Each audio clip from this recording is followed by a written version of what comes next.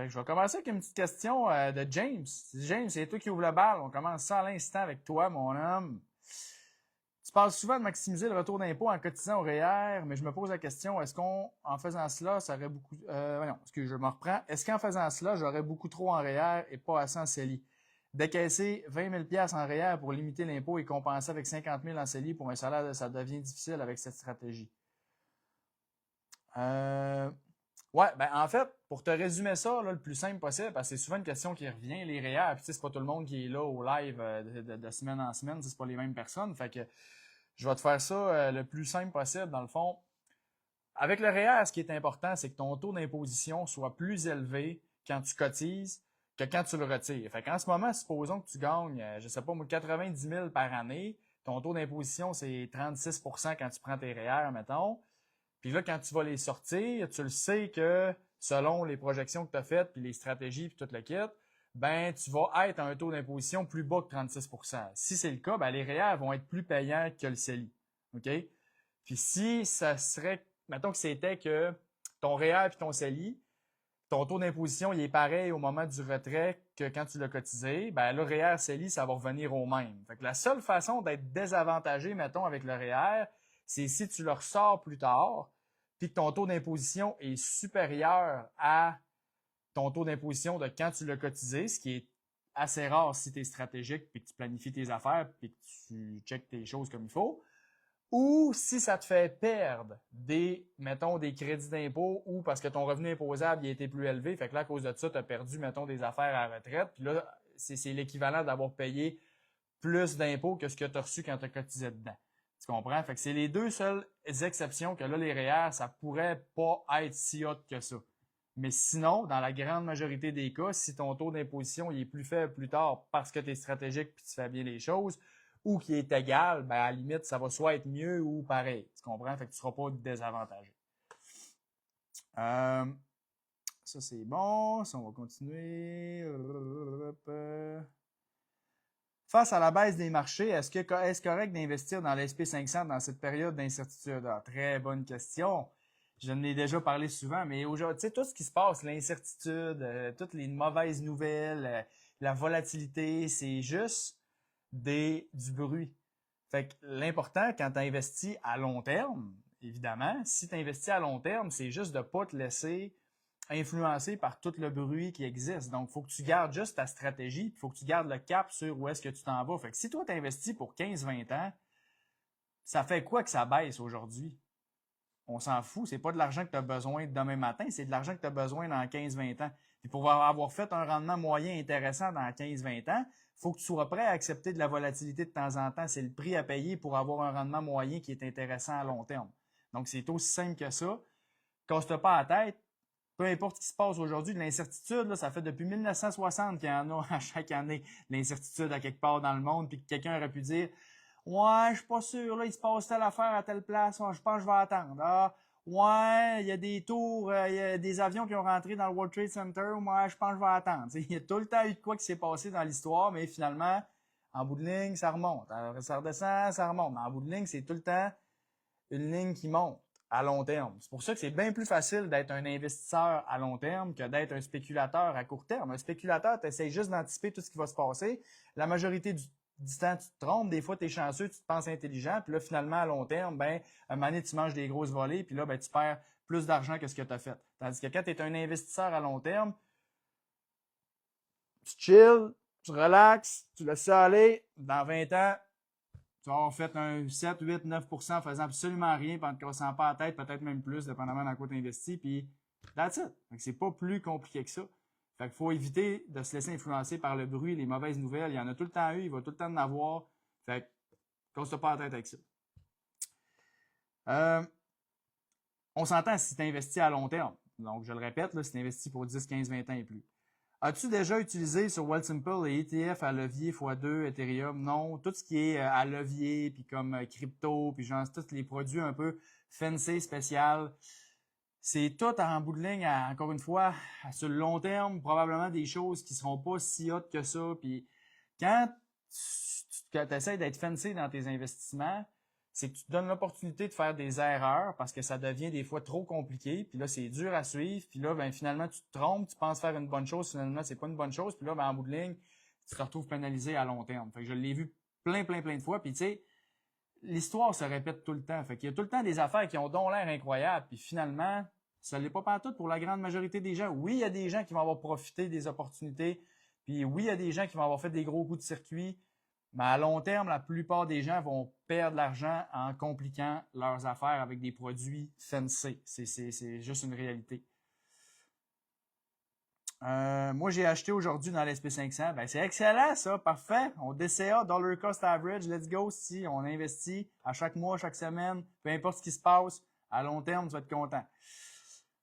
Qu'est-ce que tu penses de décaisser le REER en premier pour garder le CELI pour plus tard ou pour une retraite plus tôt? Exemple, retirer REER de 50, 65 ans et CELI 65 ans. Exactement. Ça fait partie d'une stratégie de décaissement. Fait que ça, pour être en mesure d'évaluer si ça vaut la peine de faire ça, parce que tu as 2-3 stratégies, mettons, on va dire, principales à la retraite. C'est soit que tu retardes l'impôt le plus possible, donc que tu décaisses tes REER le plus tard possible, puis toutes les autres affaires, ou tu le décaisses avant parce que ça peut des fois être plus avantageux. Mais ça, il faut vraiment que tu te fasses faire un solide plan de décaissement par un planificateur financier ou quelqu'un qui est vraiment compétent là-dedans pour savoir, bon, OK, si je fais ça, c'est quoi les impacts, puis voir c'est quoi la meilleure option, puis la meilleure solution pour toi. Parce que, dépendamment des situations, il y en a que ça va être mieux de décaisser les REER plus tôt, puis il y en a d'autres, ça va être mieux de les décaisser plus tard. Fait que ça dépend des objectifs, ça dépend de la situation, ça dépend de beaucoup de facteurs. Fait que c'est vraiment juste un plan de décaissement qui va pouvoir te répondre à toutes ces questions-là, puis tu es capable de le voir.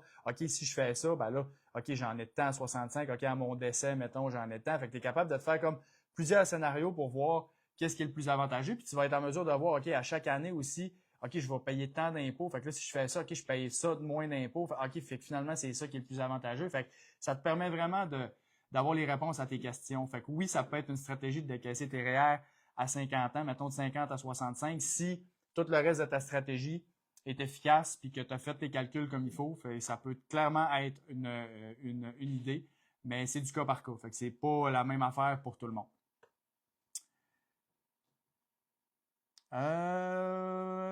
Que penses-tu de caissing? Je sais pas. OK. Que penses-tu des frais de gestion? Ça redescend comment? Que penses-tu des frais de gestion actifs aux alentours de 2,5 %? Je me pose toujours la question et je vois souvent des pauses que 2,5 % c'est énorme, même si les rendements suivent, je ne vois pas le problème. OK. Ben, gars, je vais vraiment te donner l'heure juste avec ça, puis je te donne les deux côtés de la médaille, okay? Dans le sens que moi, je fais juste te donner la vraie information. Je ne vends pas de produits financiers, fait que je suis juste là pour te donner la réalité. Okay? Dans le fond, les frais de gestion, c'est souvent une question qui revient. La question, c'est pas combien tu payes. Parce que tu vas payer à peu près la même affaire partout. Si tu es avec une institution traditionnelle, ça va tout le temps être entre 2, 2,5, des fois un peu plus, des fois une petite affaire moins, mais mettons, grosso modo, entre 2, 2,5. Fait que la question, combien je paye, c'est à peu près la même affaire partout. Qu'est-ce qui est important comme question, c'est qu'est-ce que j'ai en retour de ce frais de gestion-là. Et là, quand tu dis si les rendements suivent, c'est vrai que techniquement, si tu investis dans un fonds commun, puis que, mettons, tes frais de gestion sont à 2,5, puis que ton rendement moyen sur 20 ans, il est à 20 %, puis que les fonds indiciels, mettons, ont fait 10 %, puis que le marché a fait 10 %, puis que ton fonds commun, il est tellement incroyable qu'il a donné 20 % de rendement par année, le double, mettons, du marché. Effectivement, que payer des frais à 2,5, on s'en sac, parce que si tu fais rendement moins les frais, tu vas arriver à 20 % moins 2,5, tu vas avoir fait 17,5 % de rendement. Fait qu'on s'entend que c'est excellent. Mettons dans un cas extrême pour te... Oh, salut Siri! Siri a décollé. Fait que, dans le fond, c'est ça. Fait que tu vas avoir, mettons, 17,5 % de rendement dans l'exemple extrême que je viens de donner là. Fait qu'on s'entend que tu aurais fait 7,5 % de rendement de plus que l'indice, que le marché, pendant, mettons, 10, 15 ans, 20 ans, ça aurait été incroyable. Fait que là, tes frais, ils auraient vraiment valu la peine d'être payés. Sauf que, fait, avec ce que tu as dit, si le rendement il est là, je vois pas le problème. C'est vrai. Sauf que le problème, c'est que la réalité, tu peux aller chercher toutes les statistiques que tu veux. Il y a plein de chiffres qui démontrent tout ce que je vais dire là. C'est que la majorité du temps, 95 % des fonds communs actifs ne génère pas un rendement plus élevé que des simples fonds indiciels après les frais sur une période de 10, 15, 20 ans et plus. Fait que ça veut dire que la majorité des fonds communs, OK, ça va être souvent le rendement du marché, moins les frais, puis c'est pas mal ça ton rendement net que tu vas avoir, puis des fois ça va être 3-4% de moins, fait que moins 2,5, mais 1% de rendement de moins parce que le gestionnaire il était moins bon, mettons que l'indice, mais dans le fond, la plupart des fonds, ça va être rendement du marché moins les frais. Fait que ça veut dire, c'est souvent ça, la réalité. Fait que là, ça veut dire quoi? Ça veut dire que tu vas avoir payé 2,5% pour en bout de ligne faire moins d'argent sur le long terme. Fait que là, la seule raison qui te reste de payer ces frais-là pour les justifier, c'est que ton conseiller, il est tellement sa coche puis il ajoute tellement de valeur dans ton dossier qu'au niveau, mettons, de la fiscalité ou au niveau du service qu'il te donne ou au niveau de toutes les stratégies qu'il fait avec toi, ben, il est en mesure de te créer de la valeur pour les frais que tu payes à chaque année. Fait que supposons que tu as 500 000 de placer, ça te coûte 12 500 par année de frais totaux, frais de gestion, frais de service, tout le kit, frais de conseil, excuse. Puis, ça te coûte 12 500 par année, mais que ton conseiller, il est tellement bon qu'il te fait sortir 30 000 d'impôts que tu n'avais jamais pensé de faire des stratégies, puis comme, hey, crime, une chance, tu étais là. Ben, il les a justifiés plusieurs fois, ces frais, tu comprends? Donc là, ça pourrait valoir la peine de l'avoir. Mais la réalité, c'est que sur le long terme, la majorité des conseillers, ça devient de plus en plus difficile de justifier les frais parce que, pense-y, si tu as 500 000, ça te coûte 12 500, mais après ça, si tu as 600, 700, 800, ben là, ton actif augmente, mais ça te coûte de plus en plus cher à chaque année, mais ton conseiller, s'il est bon, à chaque année, il optimise ton dossier. Fait que ça devient difficile pour ton conseiller de tout le temps justifier un 12 000, 14 000, 16 000, 18 000 à chaque année, tout le temps, tu comprends? C'est que c'est ça le problème, c'est que la plupart des conseillers, ils vont être limités dans ce qu'ils vont pouvoir faire parce qu'ils sont tellement bons ou ça coche que le dossier, il est tout ça coche. Fait que là, c'est comme, il n'y a plus vraiment de valeur qui peut être créée, à part dans certaines situations ou une fois de temps en temps. Mais là, sur 15-20 ans, ça ne sera pas à chaque année qu'il va pouvoir justifier un 15, 20, 25 000, tu comprends? Fait que c'est ça le problème. Parce que là, en bout de ligne, ce que ça fait, c'est que si tu été, mettons, à payer des frais de gestion à 2,5% pendant, mettons, 30 ans, puis là, tu fais un calcul, mettons, je fais ça facile, ben, quelqu'un pourrait avoir accumulé, exemple, 3 millions, mettons, s'il avait investi avec juste des fonds indiciels, puis que comme il avait eu ses frais au minimum, puis à cause des frais qu'il a payés, ben, il peut avoir genre 1,5 million ou 1,7 million fait, au total. Fait qu'avoir genre 1,2, 1,3 ou 1,4 million de moins juste à cause des frais qu'il a payés qui sont venus réduire son rendement. Fait que là, la question qu'il faut que tu te poses, c'est mon conseiller vaut-tu 1,5 million sur 30 ans, mettons. Tu sais, là, je dis des chiffres, on s'entend, ça dépend de la situation puis combien que tu as d'argent, là, mais bref, c'est ça la question qu'il faut que tu te poses. Fait que si la réponse c'est oui, puis que tu juges qu'avec ton conseiller, tu vas avoir plus que 1,5 million avec tout ce qu'il fait pour toi, ben c'est bien correct, tant mieux. Mais si la réponse c'est ouais, ben mon conseiller, je le vois une fois par année, ça dure 20 minutes, puis il me dit de mettre des REER, puis après ça, c'est fini, ben ça commence à être difficile de justifier ces frais-là année après année, puis ça commence à coûter cher de la rencontre, OK? Tu comprends? Fait que, tu sais, si on prend que tu as 1,5 million de moins, mettons, dans 30 ans, ben ça veut dire que tu fais, pour une rencontre en moyenne annuelle de 1 heure, exemple, ben c'est 1,5 million divisé par 30, ça fait 50 000 $ de la rencontre, là. Tu comprends? Fait que pour, en bout de ligne, avoir eu pas tant de valeur qui a été créée, tu comprends? C'est ça le problème. Quand ton conseiller crée de la valeur, parce que ton dossier il est plus compliqué, puis que, mettons, tu as des entreprises, tu as de l'immobilier, tu as plein de choses, puis que là, ton conseiller, s'il est dans le dossier, il te fait vraiment comme sauver énormément d'impôts parce qu'il est vraiment une grosse tête de fiscalité, puis il est sa coche, ben c'est comme, OK, oui, des fois, ça peut être justifié, des frais de gestion, puis c'est bien correct. Mais pour la plupart des gens qui n'ont pas des dossiers compliqués, à long terme, ça va avoir été très cher à payer. Puis dans le fond, moi, je dis tout le temps, les gens payent le coût de leur ignorance, dans le fond. Pourquoi tu es avec un conseiller? C'est probablement parce que tu connais pas assez ça pour investir par toi-même, parce que tu penses que c'est compliqué. Mais la réalité, c'est que c'est pas si compliqué que ça quand tu sais quoi faire, puis que tu es justement un investisseur passif, puis que tu te casses pas la tête, puis que tu deviens pas un trader ou un spéculateur. Puis là, quand tu fais ça, ben là, tu es outillé pour investir par toi-même, puis pas te casser la tête sur le long terme, puis diminuer tes frais au maximum. Mais je le dis tout le temps, t'es mieux d'avoir un conseiller à pourcentage que d'être tout seul puis de faire ça tout croche. Puis ça, l'industrie sont les premiers à le dire. Sauf que la plupart des gens, ils sont avec un conseiller puis ils se disent « Ah, je connais rien là-dedans, c'est pour ça qu'ils investissent pas », alors que ça leur prendrait une couple d'heures de juste se former un peu. Puis après ça, ils diraient « OK, dans le fond, c'est juste ça, crime à investir. OK, c'est pas compliqué pendant tout, dans le fond. » Je l'entends chaque semaine. OK, c'est juste ça. Ben oui, c'est juste ça. Quand tu as un dossier qui n'est pas compliqué, c'est juste ça. C'est aussi simple que ça. OK? Fait que j'espère que ça répond à ta question pour les frais de gestion. Présentement, on serre les dents puis on ferme les yeux avec le marché. Exactement. Tu regardes en bas, tête baissée, puis de toute façon, si tu investis pour le long terme, c'est pas grave ce qui arrive à court terme. On se casse pas la tête. Puis that's it. C'est tout le temps plus tard. Tu sais, quand le COVID est arrivé, là, tout le monde, le SP500, l'indice il était à genre 2300. Tout le monde aurait aimé ça l'acheter à 2300, mais la plupart des gens ne l'ont pas acheté parce que j'ai peur, d'un coup que ça continue de baisser, d'un coup que ça remonte pas. Mais après ça, gars, où est-ce qu'on est rendu aujourd'hui? C'est tout le temps le même pattern à long terme.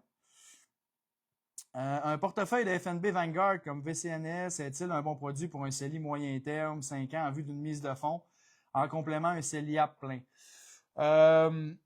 Je te dirais que quand tu as moins de 10 ans, il faut tout le temps que tu sois plus sécure dans tes investissements, là, dans le sens que parce que si dans 2-3 ans, il arrive une drop majeure puis que tu es dans des affaires qui peuvent dropper de 25-30%, en bout de ligne, tu vas avoir perdu de l'argent sur 5 ans, tu comprends probablement. Fait que c'est comme, si tu veux vraiment, si c'est pour dans 5 ans, au pire, tu te mets ça dans du cash.to, mettons, ou des produits qui vont rapporter un 3% par année, comme que tu n'auras pas de baisse, puis ou un portefeuille vraiment prudent que tu es prêt à tolérer une petite baisse, qu'en moyenne, c'est 9 fois sur 10 qui est positif, puis que si ça arrive une année qui est négatif, puis que ça baisse de 7-8%, ben, tu es à l'aise avec ça. Mettons que tu serais malchanceux. Bon, ben, OK, tu peux y aller d'un petit portefeuille prudent. Fait que ça dépend de ta tolérance au risque, puis de qu'est-ce que tu es prêt à tolérer comme perte si jamais ça arrive une année qu'il faut que tu sortes de l'argent l'année que ça a baissé. Mais sinon, tu peux te mettre ça dans de quoi de bien basique, qui n'a pas d'échéance, évidemment. Fait que, tu sais, des CPG, des choses comme ça avec des échéances, ça, je suis pas fan, parce que si tu en as besoin finalement avant 5 ans, ben là, tu es comme pogné. Fait que tout ce qui est rachetable en tout temps puis qui peut te générer un petit rendement, ça peut être bon. Puis sinon, des portefeuilles qui sont vraiment comme prudents puis qu'il n'y a pas trop de volatilité, selon comment tu es prêt à tolérer, ça peut être une option si tu as 5 ans en avant de toi. Mais il faut que tu sois conscient que, OK, le but, c'est pas de faire du gros cash, c'est juste que mon argent soit là, puis que j'aille combattu peut-être l'inflation, mettons, dans ces 5 ans-là. Puis that's it, c'est ça le plus important. De l'immobilier comme plan de retraite, t'en penses quoi? Ben, l'immobilier, ça peut être excellent. J'ai vu plein de gens faire de l'argent avec ça. J'ai plein de clients qui ont de l'immobilier, puis c'est vraiment un actif qui a fait ses preuves. Mais dans le fond, l'immobilier, c'est tout le temps comme, est-ce que c'est ta zone de force? T'sais? Parce que si l'immobilier qui est bien fait, ça peut être très payant. L'immobilier qui est fait tout croche, ça peut être vraiment dégueulasse, ça peut vraiment être mauvais. Fait que c'est vraiment l'important avec l'immobilier, c'est d'être sûr que tu es capable de générer un rendement à cause de tes skills qui va être supérieur à ce que tu pourrais faire sans rien faire. Fait qu'autrement dit, il faut que tu as plus d'énergie, plus de temps, puis tu as un risque aussi plus élevé à investir en immobilier parce qu'il y a de l'endettement qui est lié à ça la majorité du temps. Tu ne payes pas sûrement tes immeubles cash. Fait que ça veut dire que pour compenser ce risque-là et cette énergie-là et ce temps-là, ben, il faut que ça soit plus payant que si tu faisais juste mettre ça dans les fonds indiciels puis tu faisais 7-8-9% en faisant rien. Fait que l'important, c'est vraiment d'être sûr que tu es capable d'être assez bon en immobilier pour générer des retours qui valent la peine. Puis ça, ben, c'est du cas par cas. Il y a des gens qui sont vraiment bons en immobilier, puis il y a des gens qui n'ont pas tout ce qu'il faut. Je l'ai vu les deux côtés à plusieurs reprises. Des gens il y avait un immeuble qui était potentiellement rentable, que ça pouvait avoir du sens, ou qui avait un gros potentiel, puis c'était trop pour eux autres. Puis alors que quelqu'un d'autre, ça aurait été une mine d'or pour lui, puis il l'aurait optimisé au maximum. Fait que c'est vraiment, vraiment du cas par cas. Mais oui, pour quelqu'un qui a les skills, l'intérêt, puis l'énergie, puis le temps à mettre là-dedans, l'immobilier, ça peut vraiment être excellent à long terme. Absolument. Le son est correct. Good, merci.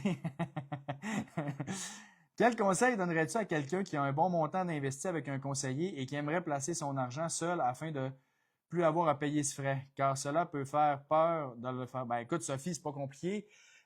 Je vais faire du placement de produits ici, mais moi, ma formation que j'ai lancée il y a un mois et demi, c'est exactement ça, à ça que ça sert. Fait que dans le fond, c'est vraiment pour apprendre aux gens à pêcher, pour qu'ils aient de la bonne information, de la bonne éducation, pour qu'ils se sentent en confiance quand ils investissent de façon autonome. Puis c'est aussi simple que ça. C'est vraiment juste ça, dans le fond, la formation. C'est tout ce que tu dois savoir, c'est finances à 90% et là-dedans. Puis après ça, ben, tu es capable de ne plus être dépendant des institutions traditionnelles ou d'être pleinement consciente de faire ton choix. Si je reste en institution traditionnelle, ben, je le sais combien que ça me coûte. je suis capable d'évaluer si j'en ai pour mon argent, puis je suis capable de poser les bonnes questions à mon conseiller. C'est ça que je fais dans la formation. Puis ça fait 1 mois et demi qu'il est sorti, puis j'ai énormément de feedback, les gens comme vraiment là, super positifs, puis je l'ai fait 2 ans en présentiel, cette formation-là, puis je te le dis, c'est unanime. Fait que quelqu'un écoute ça, c'est sûr qu'il va dire c'est le meilleur investissement que j'ai fait. Puis j'ai pas peur de le dire, c'est vraiment ça coche. Vraiment ça coche, puis ça donne tout ce que tu as besoin de savoir pour répondre à la question que tu m'as posée. Puis gars, je vais même aller plus loin, mais être fin, gars, je vais même te mettre en commentaire, dans le fond, à ta question. Là, je vais te mettre le lien si tu veux aller voir. Tous les détails sont là-dessus, mais gars, je vais te le mettre comme ça, tu n'auras même pas besoin de chercher. Check bien ça, je te fais ça à l'instant. Je peux pas dire donne pas de service, hein? Tabarouette, là. Fait que tiens, je vais te mettre ça là. Ça, c'est bon. Sophie. Tiens, ça, c'est beau. Tiens, je te l'écris, sauf que dans le fond, je vais te répondre avec... C'est comme mon profil... Tiens, c'est bon. Qui est pas la page, mais je te l'ai mis là. Bon, je peux-tu revenir à cette heure? Si ça a flashé, ça va être poche. Ça, c'est bon. Fait que Sophie, tout est là-dedans, je te le dis, tu auras juste à aller voir ça. Je pense pas que c'est une bonne idée, mais tu pourrais mettre les nouvelles cotisations à partir de 0 par toi-même si tu sais quoi faire. Non, parce que tu peux juste transférer ton argent, Sophie, après. Là, dans le fond, tu peux juste... Tout ce que tu as de placement à telle institution, tu peux décider de le transférer à la place que tu veux sans impact, puis il n'y a pas de problème. Là, sans impact fiscaux, tu sais, dans le fond, ça ne sera pas considéré comme un retrait REER. Mettons que tu transfères ton REER à une plateforme de courtage, tu peux le faire sans problème. Ça, c'est beau. Bonsoir, je voulais te dire que ta formation en ligne est excellente. Hey, merci Maxime. J'avais même pas vu ton commentaire. Je viens de dire à Sophie, j'ai du bon feedback, puis là, tu viens de popper ça. C'est comme, ben merci.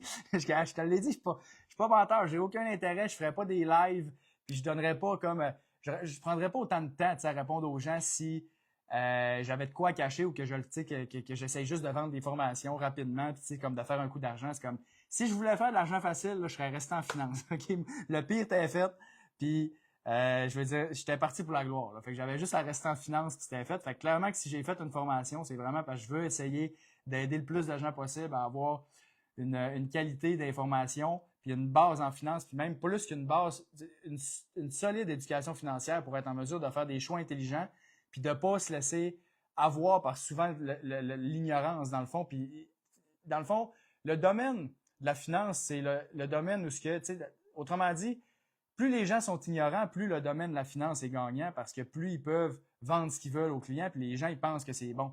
Fait que des fois, ça peut être bon, mais d'autres fois, pas pantoute. Fait que faut que tu sois capable de te déceler, faut que tu aies une pensée critique, mais pour ça, faut que tu sois éduqué. Fait que moi, c'est ça que je fais, c'est que j'aide les gens à pêcher, je les apprends à pêcher. C'est ça l'objectif. Fait que merci pour ton commentaire, je suis content que tu aimes la formation. Toujours apprécié d'avoir du bon feedback. La manœuvre Smith est de transformer son hypothèque en investissement dans du non enregistré à partir, mettons, d'une marge de crédit hypothécaire. Les intérêts deviennent déductibles. Mais qu'en est-il du gain dans le compte non enregistré qui est investi et des dividendes? C'est-tu vraiment avantageux? OK, moi, te le faire simple, là, François. La manœuvre Smith, là, premièrement, il faut que tu sois maxé en REER, CELI et en régime épargne-études parce que c'est juste dans le non enregistré que tu peux déduire les intérêts. Fait que si tu n'es pas maxé dans ces 3 affaires-là, c'est comme... tu n'as pas d'avantage à aller là. C'est bien plus payant d'aller maxer toutes ces affaires-là puis de profiter de tout ce que le gouvernement donne là-dedans. Fait que pour la plupart des gens, ils ne sont pas rendus là, la grande majorité. Après ça, même quelqu'un qui est rendu là, il y a un risque associé à faire la manœuvre Smith parce que, dans le fond, tu as un prêt que tu fais. Fait que, dans le fond, tes placements sont là. Si jamais tu fais des mauvais investissements parce que, justement, tu n'es pas éduqué, tu te penses un peu intelligent, cocky, puis là, tu essaies des affaires, puis là, ça drop, ta dette, elle, est tout le temps là. Fait qu'il y a un risque qui est là, tu sais, puis c'est pas juste comme, ma dette me coûte 5%, mes intérêts sont déductibles, fait qu'au final, c'est un peu moins cher, puis là, je fais des investissements, puis comme ça va me donner 8%, c'est pas ça, là, c'est comme pour te donner 8-9%, c'est ton rendement moyen sur 10-15 ans. Ça veut dire qu'il y a des années que ça peut dropper, mais pendant ce temps-là, toi, ta dette, tu payes au complet, puis, tu sais, il peut arriver une séparation, il peut arriver des imprévus dans ta situation, parce que là, finalement, fuck, j'ai besoin de l'argent, puis tu sais, ça s'adresse pas à tout le monde, puis il faut que tu comprennes ce que tu fais. Puis c'est même pour quelqu'un à qui ça pourrait s'adresser, c'est pas si hot que ça. Là. En bout de ligne, la conclusion, c'est que la manœuvre Smith, là, c'est un peu overhype, puis c'est pas si hot que ça pour la grande majorité des gens. On va te faire ça simple, là. C'est ça. OK? La réponse est toujours ça dépend. Oui, ça dépend, mais pour la grande majorité des gens, c'est pas si hot que ça, comme je viens de dire. Que dirais-tu à un planificateur financier qui prétend que les statistiques que 95% des fonds communs ne battent pas les indices après les frais sur le long terme n'est pas réaliste et que ces chiffres seraient exagérés? Ben, j'y dirais de checker les statistiques, puis qu'il va comprendre que c'est pas exagéré, c'est des statistiques. Fait qu'il n'y a aucune exagération là-dedans, c'est des faits. C'est comme, ouais, le ciel, il est bleu. Ah, c'est exagéré. Non, il est pas bleu. Il est daltonien. C'est juste ça. Si c'est, tu comprends, il y a juste un problème. Il a juste pas checké les bonnes statistiques. Je veux dire, tout est là pour le démontrer. Fait à court terme, oui, les fonds communs peuvent battre le fonds, les fonds indiciels. Mais à long terme, c'est non. Puis aussi, des fois, ce que ton planificateur il peut dire, non, il peut te montrer des chiffres, mais c'est tout le temps après les frais, les statistiques. Parce qu'avant les frais, là, il y a des fonds communs qui vont faire, mettons, 11%, puis l'indice a fait 10. Mais quand tu enlèves tous les frais, le frais de conseil puis le frais de gestion, ben au final, tu es à moins 2, moins 2,5. Fait que là, tu tombes à 9 ou à 8,5. Fait que, tandis qu'un fonds indiciel, tu arrêté à 10, mettons, tu comprends? Ou 9,92 parce que tu payes un petit frais de gestion sur le fonds indiciel. Fait que tu as quand même une différence de 1%. Fait que c'est tout le temps là après les frais. Fait que c'est pas compliqué. C'est normal que les gens en finance vont essayer de dire que la statistique, c'est pas ça ou que c'est normal. Mais la réalité, c'est pas ça. Je veux dire, regarde toutes les statistiques qui existent, c'est noir sur blanc. C'est noir sur blanc. Fait que, par contre, à la défense des conseillers, c'est que si tu investis dans des fonds indiciels puis que tu décaisses l'argent dans 4-5 ans ou que tu as vraiment besoin d'accompagnement dans ton décaissement puis que tu es rendu à la retraite puis tout le kit, puis là, il y a plus de transactions à faire puis que là, tu n'as pas toutes les capacités pour faire ça ou que ça ne te tente pas de gérer ça, ben oui, là, tu pourrais te retrouver à faire des erreurs qu'en bout de ligne, tu vas faire moins d'argent que des fonds indiciels. Mais pour la grande majorité des gens, mettons, qui sont en phase d'accumulation puis qui feront rien à part laisser l'argent là puis la laisser parquer parce qu'ils comprennent c'est ça qu'il faut faire, ben là, ça devient difficile à justifier pendant 20-25 ans de payer des frais à 2,5 %. Tu comprends? C'est juste une réalité. C'est des faits. Moi, je suis là pour dire les faits. Rendu là, les gens font ce qu'ils veulent avec ça, mais c'est juste des faits. C'est tout. OK? FNB à la caisse à 1,8 %, c'est-tu bon sur 20 ans? Ça dépend du produit, puis c'est pas parce que c'est FNB que c'est bon. Ça coûte 1,8 % pareil. Fait que je te répète, t'aimes-tu mieux payer 20 fois, 25 fois plus cher pour en bout de ligne faire moins de rendement? C'est ça qu'il faut que tu te poses comme question. Puis si tu payes 20 fois plus cher, ben ça veut dire qu'il faut que tu en aies pour ton argent. Fait qu'assure-toi que tu en as pour ton argent. Puis ça, ben, c'est pas une majorité de gens qui en ont, malheureusement, pour leur argent dans la grande majorité des cas. À long terme. C'est quoi tes services exactement, Fred? Ben, c'est pas compliqué. Je fais de l'éducation financière. Fait que j'ai des formations en ligne. Je fais des bootcamps aussi en présentiel. J'ai de la consultation privée pour les gens qui me le demandent. Si, mettons, ça, je le fais en tant que Fred Rondeau, là, dans le sens que quelqu'un m'écrit, il veut checker un petit peu ses affaires, il veut un deuxième avis. Ça peut être quelque chose qui est possible. Mais sinon, c'est principalement les formations en ligne puis les séminaires en entreprise aussi. Donc, ça, c'est super, ça marche super bien. J'ai vraiment du bon feedback aussi, là. Donc, d'aller éduquer les entreprises, les employés, dans le fond, des entreprises, c'est un super de bel avantage pour les employés. Puis ça aussi, j'ai vraiment, vraiment du bon feedback jusqu'à maintenant. Fait que c'est principalement ça. Fait que formation en ligne, séminaire en entreprise, puis des bootcamps. Donc, c'est des fins de semaine intensives. Puis de la consultation pour les gens qui veulent vraiment avoir une rencontre avec moi puis que je check leurs affaires. Hey, salut Mick! Colin, t'es là, t'es pas en vacances ou t'es en vacances si tu m'écoutes en vacances? Ah non, c'était pas toi qui étais en vacances. OK, fait que salut Mick, je suis content que tu sois là. Investir seulement l'argent durement gagné et de ne pas faire la manœuvre Smith. Ouais, pour la plupart des gens, c'est vraiment une bonne option de juste comme pas te casser la tête avec la manœuvre Smith, puis juste investir ton argent, puis que tu gagnes, puis that's it, puis pas t'endetter pour ça. Que penses-tu de placer en bourse ton fonds d'urgence? Mauvaise idée parce que si tu places en bourse, ça veut dire que tu peux subir de la volatilité. Puis normalement, quand tu places en bourse, pour justement compenser la volatilité qui peut arriver à court terme, il faut que tu aies au moins 10-15 ans en avant de toi pour dire que ça vaut la peine que tu investisses en bourse. Fait que là, si tu as investi en bourse puis que dans 2 ans, il arrive un méga crash, puis que tu as mis ton coussin de 10 000 là-dedans, puis là, c'est rendu à 7 000 ou à 6 000, tu as besoin de ton 10 000, tu fais quoi? Tu aurais laissé ton argent dans ton compte chèque, tu aurais 4 000 $ de plus, parce que ça n'aurait pas baissé. Fait que quand tu investis à court terme, pour comme un fonds d'urgence, que tu peux en avoir besoin demain matin, pire affaire d'aller mettre ça en bourse. Pire affaire. Oui, cash.to similaire. Pourquoi garder un fonds d'urgence alors qu'on peut utiliser la marge de crédit hypothécaire? C'est une question qui revient quand même souvent, elle est légitime, parce que dans le fond, quand tu utilises la marge, c'est que tu t'endettes, puis idéalement, tu ne veux pas tomber dans l'endettement. C'est juste ça. T'sais, si tu es à l'aise avec ça, on s'entend, c'est pas dramatique. Tu peux utiliser la marge de crédit hypothécaire. J'en connais plein qui font ça. Bon, c'est correct, c'est pas dramatique. C'est juste que, ultimement, tu fais juste, quand tu as de l'argent disponible, puis tu n'as pas besoin de tomber tout de suite dans les dettes, psychologiquement parlant, il y a quelque chose de le fun à tout le temps avoir des liquidités de disponibles, d'accessibles, puis de comme pas être obligé d'aller sur la marge tout de suite. Puis là, en plus, ben, tu vas payer de l'intérêt sur ta marge. Fait que si tu payes 5-6 %, ben, tu payes 5-6 % d'intérêt. Fait que si tu avais de l'argent, ben, tu sauverais 5-6 % d'intérêt. Fait que c'est comme si tu faisais un rendement de 5-6 %, tu comprends? Fait que ce que je dis tout le temps, c'est que ton fonds d'urgence, ton coussin, tu vas faire du rendement quand tu vas en avoir besoin, parce que tu n'auras soit pas besoin de sortir des placements qui sont en baisse, parce que tu ne voudras pas faire ça, ou soit que tu n'auras pas besoin de payer de l'intérêt sur des dettes, parce que tu n'as pas de coussin, puis là, tu prends des dettes pour te baquer. C'est juste ça.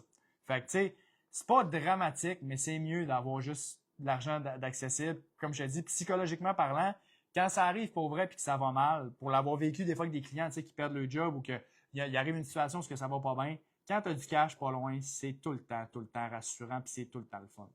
Mais quand tu n'as jamais vécu de baisse puis que tu fais juste checker le côté mathématique ou que tu n'as jamais vécu un moment où ça va pas super bien dans ta vie financièrement parlant puis que tu n'as pas peur de la fin du mois, ben c'est plus tentant de dire je vais laisser mon argent investi puis je vais utiliser la marge. Mais quand ça va arriver pour vrai, je te le dis que tu vas être content d'avoir du cash qui est disponible.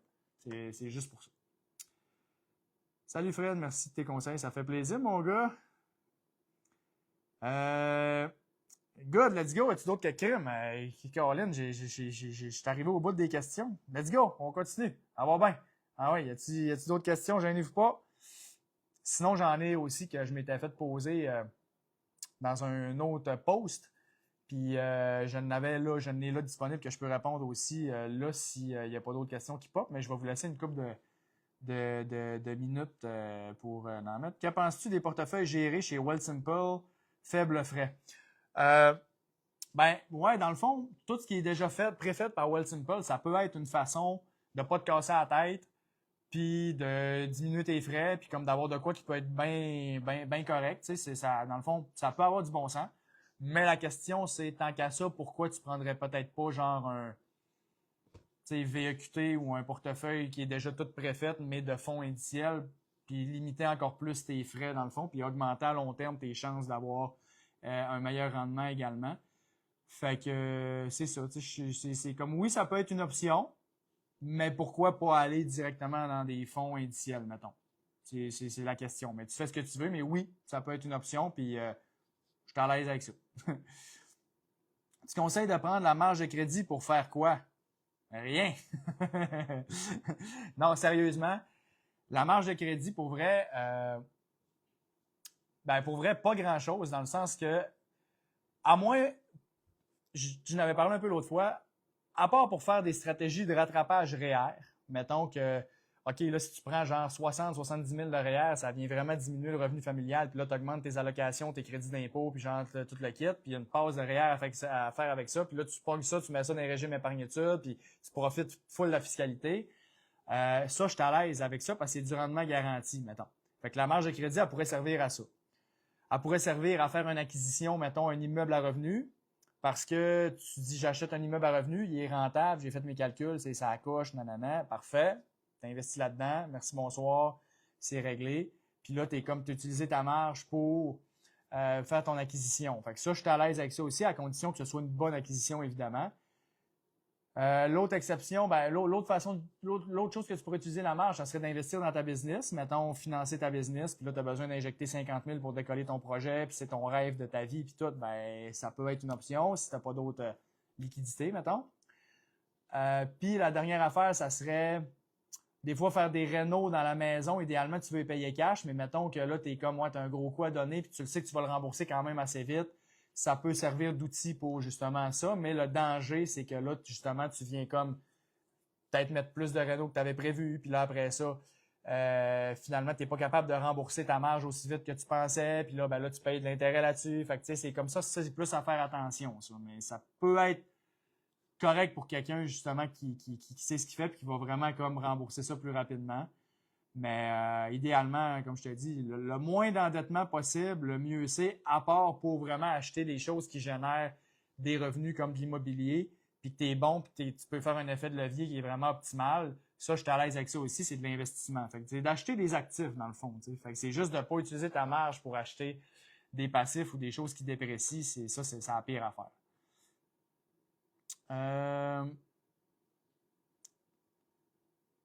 Quel FNB pour un horizon de 10 ans? Un horizon de 10 ans, ben, comme on parlait tantôt, écoute, c'est rendu là, c'est de l'éducation que je te fais, puis des suggestions de recherche. Donc, c'est pas des recommandations de placement, c'est juste, tu peux commencer à faire tes recherches avec ça, mais tout ce qui est portefeuille à répartition d'actifs de Vanguard, par exemple, fait que dans le style, exemple, VEQT ou VGRO, ben, ces affaires-là, quelqu'un qui investit pour le long terme, 80% en actions, 100% en actions, tout est déjà fait, tout est monté, tu achètes ça, merci, bonsoir, tu laisses ça aller. Ça peut être une super bonne option. Mais comme je t'ai dit, je t'invite à aller t'éduquer là-dessus, faire tes recherches pour que tu puisses juger si c'est le genre de produit qui pourrait être bon pour toi. Mais je te dirais le mot-clé, c'est portefeuille à répartition d'actifs. Fait que note ça, puis va faire tes recherches avec ça pour commencer. Puis après, tu pourras évaluer quel genre de portefeuille à répartition d'actifs fit pour tes objectifs à toi. Parce que là, il manque ta situation, il manque ton horizon, pas ton horizon, ça tu me l'as dit, mais ta tolérance au risque, tu sais, puis ton niveau de connaissance aussi, tu sais. Fait qu'il manque plusieurs données pour dire, OK, ça pourrait vraiment être bon. Fait que, comme je te dis, commence tes recherches avec ça, puis tu devrais trouver quelque chose qui va fitter selon qui va fitter avec toutes les autres variables que je viens de dire. Salut Fred, vaut-tu mieux maximiser le REER en remettant le retour dedans l'année d'après ou de mettre le retour dans un CELI? J'ai 2 enfants. Tu peux mettre le retour en CELI, mettons, en attendant, puis de voir ta fin d'année, ça ressemble à quoi. Puis comme là, si ça vaut la peine de prendre des REER, ben, tu peux virer du CELI, mettons, au REER l'année d'après. Puis fait que c'est le même argent que tu vas juste aller remettre en REER, mais juste un peu plus tard parce que tu attends de voir si ça vaut la peine de prendre une cotisation REER, il va peut-être te manquer des fonds pour la mettre. Fait que là, tu peux utiliser le CELI qui était ton retour d'impôt que tu es allé mettre dedans. Fait que ça peut être fait. Dans le fond, dépendamment de ta situation, souvent ce que tu veux, c'est aller maximiser le REER le plus rapidement possible pour profiter de l'économie d'impôt le plus rapidement possible, pour refaire travailler l'argent le plus rapidement possible. Fait que normalement, tu veux focusser sur le REER en premier dans la majorité des cas. Là, encore une fois, j'ai pas ta situation. Mais si ton retour d'impôt est servi à réinvestir dans le REER ou dans le CELI, c'est parfait. L'important, c'est que tu ne l'as pas dépensé puis que tu l'as investi. Parce qu'au pire, si tu l'as mis dans le CELI, il y a toujours le temps de le remettre dans le REER éventuellement. T'sais. Fait que c'est ça. Quel FNB, ok. Salut Fred, vas-tu mieux, Maxi? Ça, c'est beau. Est-ce qu'un planificateur financier avec qui tu travailles depuis 15-20 ans devrait essayer de dépasser tes limites comme un sportif? Ça dépend c'est quoi dépasser tes limites. Dans le sens que si tes limites, c'est des CPG, parce que tu es vraiment comme quelqu'un qui n'a pas pris le temps de comprendre comment ça marche les affaires, puis que ton planificateur financier en 20 ans t'a jamais expliqué comment que ça marchait, puis qu'il n'a jamais essayé de te faire sortir des CPG, effectivement, oui, ça serait très bon qu'il t'éduque, mais je pense que tu serais dû changer de conseiller, parce que là, ça n'a pas de bon sens s'il a laissé faire ça. OK? Mais dans le fond, dans cet exemple-là, oui, là, ça pourrait être bon de dire, OK, je vais investir dans quelque chose d'un peu plus comme volatile, qui est par exemple des actions, ou mettre une partie plus en actions dans mon portefeuille pour augmenter mon rendement, parce que là, je suis vraiment dans des CPG, puis je me nuis vraiment. Mais dans un cas où, par exemple, tu as investi depuis 20 ans dans des fonds communs d'actions, puis que tu es 80-100% en actions, mettons, ou 80% ou 70%, peu importe, puis que là, tu es bien avec ça, puis que là, il te dit, mets tout dans le crypto, c'est comme, ben là, non. c'est sortir de ta zone de confort, ça peut être bon, mais ça peut être mauvais aussi, dépendamment c'est quoi la définition de sortir de ta zone de confort, t'sais. Fait que tu peux garder une ouverture pour, dans le fond, t'éduquer, voir, OK, c'est ça mes options, puis après évaluer si ça vaut la peine pour toi, t'sais. Fait que je t'inviterais à garder une oreille, mettons, attentive et ouverte, mais après, d'être en mesure d'évaluer si c'est une bonne option pour toi. Puis ça, ben, c'est important d'avoir comme une pensée critique, puis d'être plus connaissant pour justement être en mesure de dire ça vaut-tu la peine pour moi ou pas, puis d'être en mesure de l'évaluer toi-même, ce que ton conseiller te suggère, si c'est bon pour toi ou pas. Salut Jonathan! Pour un profil croissance, bien sûr, fait que comme je te dis, je viens de répondre, ça c'est bon. Les fonds communs sont-ils toujours gérés par un planificateur financier? OK, dans le fond, on va faire attention là, parce qu'il y a plusieurs titres en finance, OK? Puis c'est tout mélangé, puis c'est pas clair, là. Fait que là, on va démystifier un petit peu. Tu as un planificateur financier, OK? Mais tu as représentant en épargne collective, puis conseiller en sécurité financière, puis quelqu'un peut être les trois, mettons. Fait que si, mettons, tu as acheté un fonds commun de placement ou un fonds distinct qui ressemble fortement à un fonds commun de placement, mais il y a des garanties puis tout, puis j'ai juste il y a quelques petites exceptions, là, mais quelques petites différences. Mais dans le fond, quand tu achètes un produit, c'est soit un conseiller en sécurité financière ou un représentant en épargne collective qui te l'a vendu. Parce que ça prend un permis pour vendre ces fonds-là. Comme exemple, un courtier immobilier, ça y prend une licence pour être courtier.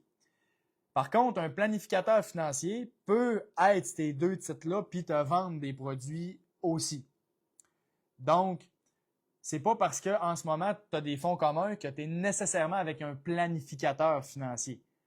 Tu es peut-être juste avec un représentant d'épargne collective que ça fait 2 ans, exemple, qui a commencé, puis que c'est comme s'il y a 25 ans, mettons. Ça ne veut pas dire qu'il est planificateur financier, puis comme qu'il fait toute la patente qu'un planificateur financier fait, tu comprends? Ça fait que ça, c'est important parce que souvent, les gens, le terme conseiller financier, c'est un terme qui est fait large, que tout le monde pense que, mettons, ah, moi, j'ai un conseiller. Ah, moi, j'ai un planificateur. Ah, moi, j'ai un comptable. Puis ils pensent que c'est toute la même personne. Mais, tu sais, chaque spécialiste a comme sa branche, puis ils font pas toute la même affaire. Fait que oui, quelqu'un peut être tout ça, mais si tu t'es fait proposer un produit par un conseiller, ben, il est soit conseiller en sécurité financière, soit représentant en épargne collective, ou les deux, puis il est peut-être plan fin en plus. OK? Fait que c'est ça. Fait que dans le fond, puis pour compléter la réponse à ta question, un fonds commun, si tu veux, tu pourrais en acheter par toi-même, mettons, sur une plateforme. Maintenant, ça, c'est possible. Fait que tu pourrais acheter des fonds communs gérés activement qui coûtent, mettons, 1% de frais, mais tu n'auras pas le frais de conseil qui est chargé par le conseiller. Mais la plupart des gens qui ont des fonds communs, ben, c'est parce qu'ils l'ont acheté avec une institution traditionnelle, puis c'est un conseiller qui les a proposés parce que faut que tu achètes ce fonds-là parce qu'il a fait ton profil d'investisseur avec toi, il a pris le temps de checker c'était quoi tes objectifs, puis c'est pour ça qu'il a choisi ce fonds-là, dans le fond. Fait que la plupart du temps, quand les gens ont des fonds communs, c'est en grande majorité géré par quelqu'un en finance qui peut être tous les titres que je disais tantôt. Salut, c'est-tu mieux maximiser le CELI que le REER? Ça dépend de ta situation fiscale, donc dans le sens que, je le répète, tu n'étais peut-être pas là au début, mais quand ton taux d'imposition est plus élevé, quand tu cotises, fait qu'exemple que tu gagnes 200 000 par année, et que tu le sais quand tu vas sortir tes REER éventuellement, mettons ton salaire il va être à 70 000 parce que tu as déjà tout planifié ça, puis tu le sais, par exemple, pour faire ça simple, ben là, tu es mieux de cotiser les REER en premier parce que tu vas sauver à peu près 50% d'impôts quand tu vas y cotiser, puis tu vas ressortir, puis ils vont te coûter 14% d'impôts, mettons, tu comprends? Fait que ça, pas 14, excuse, 36% d'impôts. Fait que ça veut dire que tu vas avoir une différence de 14% que tu vas garder pour toi, pour faire l'exemple le plus simple possible, là. Fait que tu viens de faire 14% de plus que le CELI t'aura pas donné parce que le CELI, quand tu cotises dedans, il te donne pas de retour d'impôt. Fait que oui, ton gain est à l'abri de l'impôt, c'est le fun, mais t'as pas eu le retour au début. Fait que c'est sûr qu'il y a quelqu'un qui a cotisé dans le REER puis il a dépensé son retour d'impôt. Là, c'est moins hot. Mais quelqu'un qui a utilisé son retour d'impôt puis qui l'a réinvesti, là, après, quand il ressort l'argent, là, c'est vraiment payant. Puis c'est là que tu veux profiter du REER en premier normalement. Fait que si ton taux d'imposition est plus élevé quand tu cotises que quand tu vas le ressortir, plus avantageux le REER que le CELI. Qu'est-ce que tu penses du programme de planif retraite? Est-ce que c'est aussi bon qu'un plan de fin? C'est parce que, en fait, c'est parce que ça dépend de ce que tu as de besoin. Tu sais, si tu veux, mettons, vraiment un plan de retraite, puis comme quelqu'un qui est là pour te verbaliser, vulgariser, puis t'accompagner un peu là-dedans, c'est sûr qu'un plan de film, ça va tout le temps être un plus parce qu'il y a tout le temps des petites subtilités, puis des choses à checker, puis des fois, des règles qui changent. Fait que, tu sais, quand d'avoir quelqu'un qui est là, genre, pour t'accompagner un peu là-dedans, surtout si c'est un cas de retraite, c'est vraiment, vraiment un gros plus parce que moi, je l'ai vu par expérience, tu sais, puis quand tu parles aussi à plein de gens qui sont dans le domaine, tu sais, il n'y a personne qui fait un décaissement optimal tout seul, genre, puis qui sait tout quoi faire, parce qu'il y a tellement de choses à checker, il y a tellement de variables, puis c'est pour ça que les plans de film, ils ont vraiment des logiciels avec des plans qui tiennent compte de tout, tu sais, parce que c'est comme faire ça pour le commun des mortels, c'est vraiment une tâche ardue, parce qu'il ne sera pas capable de tout interpréter comme il faut les données, puis de faire en sorte que, OK, là, je comprends, puis tout est clair, puis des fois, il y a des petites subtilités qu'il ne verra pas. Fait que d'avoir un professionnel avec toi qui t'accompagne là-dedans, c'est vraiment tout le temps un gros plus par expérience, là, vraiment. Est-ce qu'investir seulement dans VFV ou exécuter pour un horizon de 40 ans, c'est correct? Sinon, quel autre fonds suggérerais-tu pour ma fille? Merci, Fred. Pour vrai, écoute, je le dis tout le temps, si tu investis pour 40 ans, là, tu sais, dans le fond, quand tu achètes XQT, c'est comme si tu as acheté un fonds indiciel américain, un fonds indiciel canadien, un fonds marché action mondiale, puis un fonds marché émergent. Fait que c'est comme si tu as acheté 4 fonds. Fait que là, si tu me disais, Fred, si j'ai acheté 4 fonds pour ma fille, ça aurait du bon sens, hein? Ben ouais. Ben là, tu achètes un fonds, mais c'est comme si tu en avais 4, tu comprends? Fait que des fois, les gens, ils comprennent pas ça. Fait que là, ils pensent qu'ils ont besoin de XQT puis qu'ils ont besoin d'avoir 2-3 autres affaires. Puis là, ils font comment j'ai juste XQT, faudrait que je me diversifie plus. Comme Chris, XQT, c'est comme si tu as déjà 1000 compagnies, tu comprends, one shot en faisant juste ça, tu comprends? Fait que c'est comme, quand ça pas à la tête, XQT, ça peut vraiment être excellent. Puis oui, ta fille pourrait avoir ça pendant 40 ans. Ça serait vraiment super bon si elle comprend bien le produit puis les principes d'investissement, puis de ne pas se casser la tête, de laisser l'argent travailler, de juste oublier ça. À long terme, ça va être vraiment, vraiment excellent. C'est absolument que ça peut être juste ça. Puis, en plus, quand c'est simple, comme je disais tantôt, c'est que tu limites ton risque d'erreur émotive. Donc, tu limites ton risque de faire des erreurs que tu ne ferais pas si ton portefeuille est plus simple. Fait que le plus simple que c'est, pour la plupart des gens, à long terme, le mieux c'est. Ce serait intéressant d'avoir un top 5 des livres de finances que tu as lus. Ça, je l'ai déjà fait. Ça dépend c'est quoi ton niveau de connaissance que tu es rendu. Je vais t'en donner une coupe. La trilogie Pierre-Yves McSween, pour les gens qui commencent, mettons, toujours bon, surtout au Québec. Vraiment bon. Je pense que je le dis à tous les lives, là, mais pour vrai, Pierre-Yves McSween, ce qu'il a fait avec ces livres-là, c'est vraiment excellent. C'est concret, c'est adapté pour la réalité du Québec. Fait que vraiment, c'est une mine d'or d'informations. Super bon. Sinon, mettons que on va dire un petit peu plus avancé ou tu veux plus comme prendre un step. Psychology of Money, la psychologie de l'argent. Toujours bon parce que la finance, c'est 80% comportement. Fait que ça, c'est vraiment bon. Après ça, The Art of Spending, par le même auteur de la psychologie de l'argent. J'adore cet auteur-là. Encore une fois, ça touche beaucoup le volet psychologique. Pourquoi on dépense dans certaines affaires, puis genre comme à quel point des fois on n'est pas comme ça fait pas de sens ce qu'on fait, puis ça te permet de remettre certaines choses en perspective. Fait que ça, super bon. Tony Robbins, l'argent, l'art de le maîtriser. C'est une bible, mais selon moi, c'est probablement si tu avais juste un livre à lire pour, mettons, tu peux plus en lire d'autres après, puis essayer de comprendre le plus d'affaires possible, probablement que ça serait ce livre-là. Vraiment, là, Tony Robbins, lui, puis Unshakable, qui est comme la suite de ce livre-là, puis qui est comme une version un peu plus courte, avec comme le plus important. Vraiment, vraiment bon. Puis après ça, Dave Ramsey, tous ses livres aussi, il y a il y a du bon stock là-dedans, des bons trucs. Ça, c'est plus pour quelqu'un des fois qui a plus de misère avec la gestion, les dettes, ces choses-là. Dave Ramsey, c'est vraiment excellent. Puis c'est ça fait 5, là, ça fait 5-6. Fait que ouais, ça serait pas. Ouais, pas mal ça. Les 4 lois de la prospérité financière, c'est un petit livre, ça se lit super vite. C'est comme plus un genre d'histoire, mais c'est super bon. L'homme le plus riche de Babylone aussi, un classique. Réfléchissez et devenez riche de Napoleon Hill. Ça, c'est plus pour quelqu'un qui voudrait être en affaires, en entrepreneuriat, mettons. Ça, c'est très bon également. Fait que c'est ça. Si tu lis tout ça, écoute, je te le dis, t'es parti pour la gloire, c'est sûr.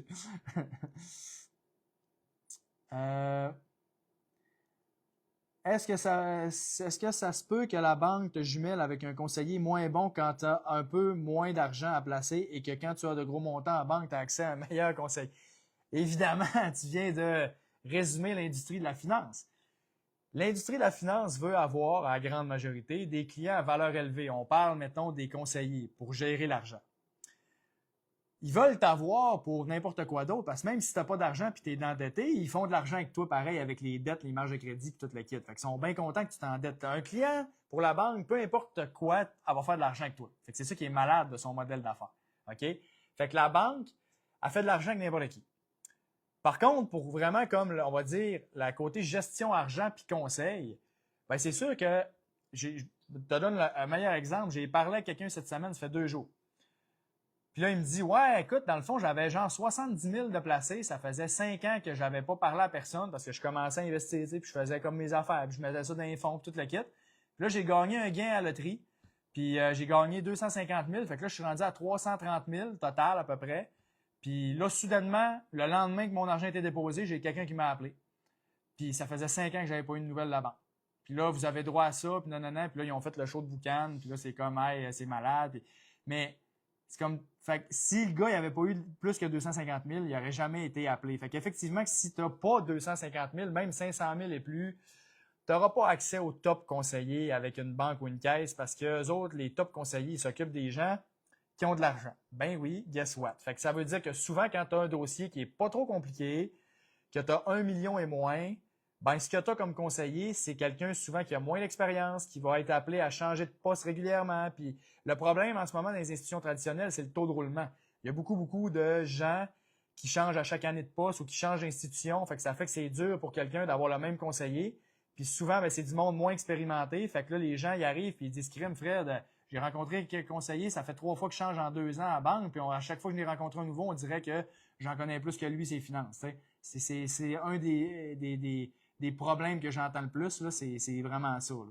Fait que c'est ça. Fait que oui, absolument que si tu as moins d'argent, tu vas avoir accès à un moins bon niveau de conseil, surtout dans les banques, dans les caisses. Dans les cabinets, c'est un peu moins pire parce que c'est des travailleurs autonomes qui bâtissent leur business à long terme. Fait que des fois, tu vas avoir quelqu'un qui a des clients de 200, 250 000, mais il y a aussi des clients, mettons, de 1 million et plus, puis il s'occupe quand même très bien de ses clients, même si tu as moins d'argent, parce qu'il voit le potentiel à long terme, mettons. Fait qu'en cabinet, c'est un peu moins pire, puis tu peux quand même trouver des fois des bons conseillers, mais comme dans n'importe quoi dans la vie, les bons conseillers, puis eux autres qui ajoutent de la valeur vraiment, puis qui justifient leurs frais, sont plus rares. C'est officiel. Fait qu'il faut que tu les trouves, puis des fois, ça peut être un défi.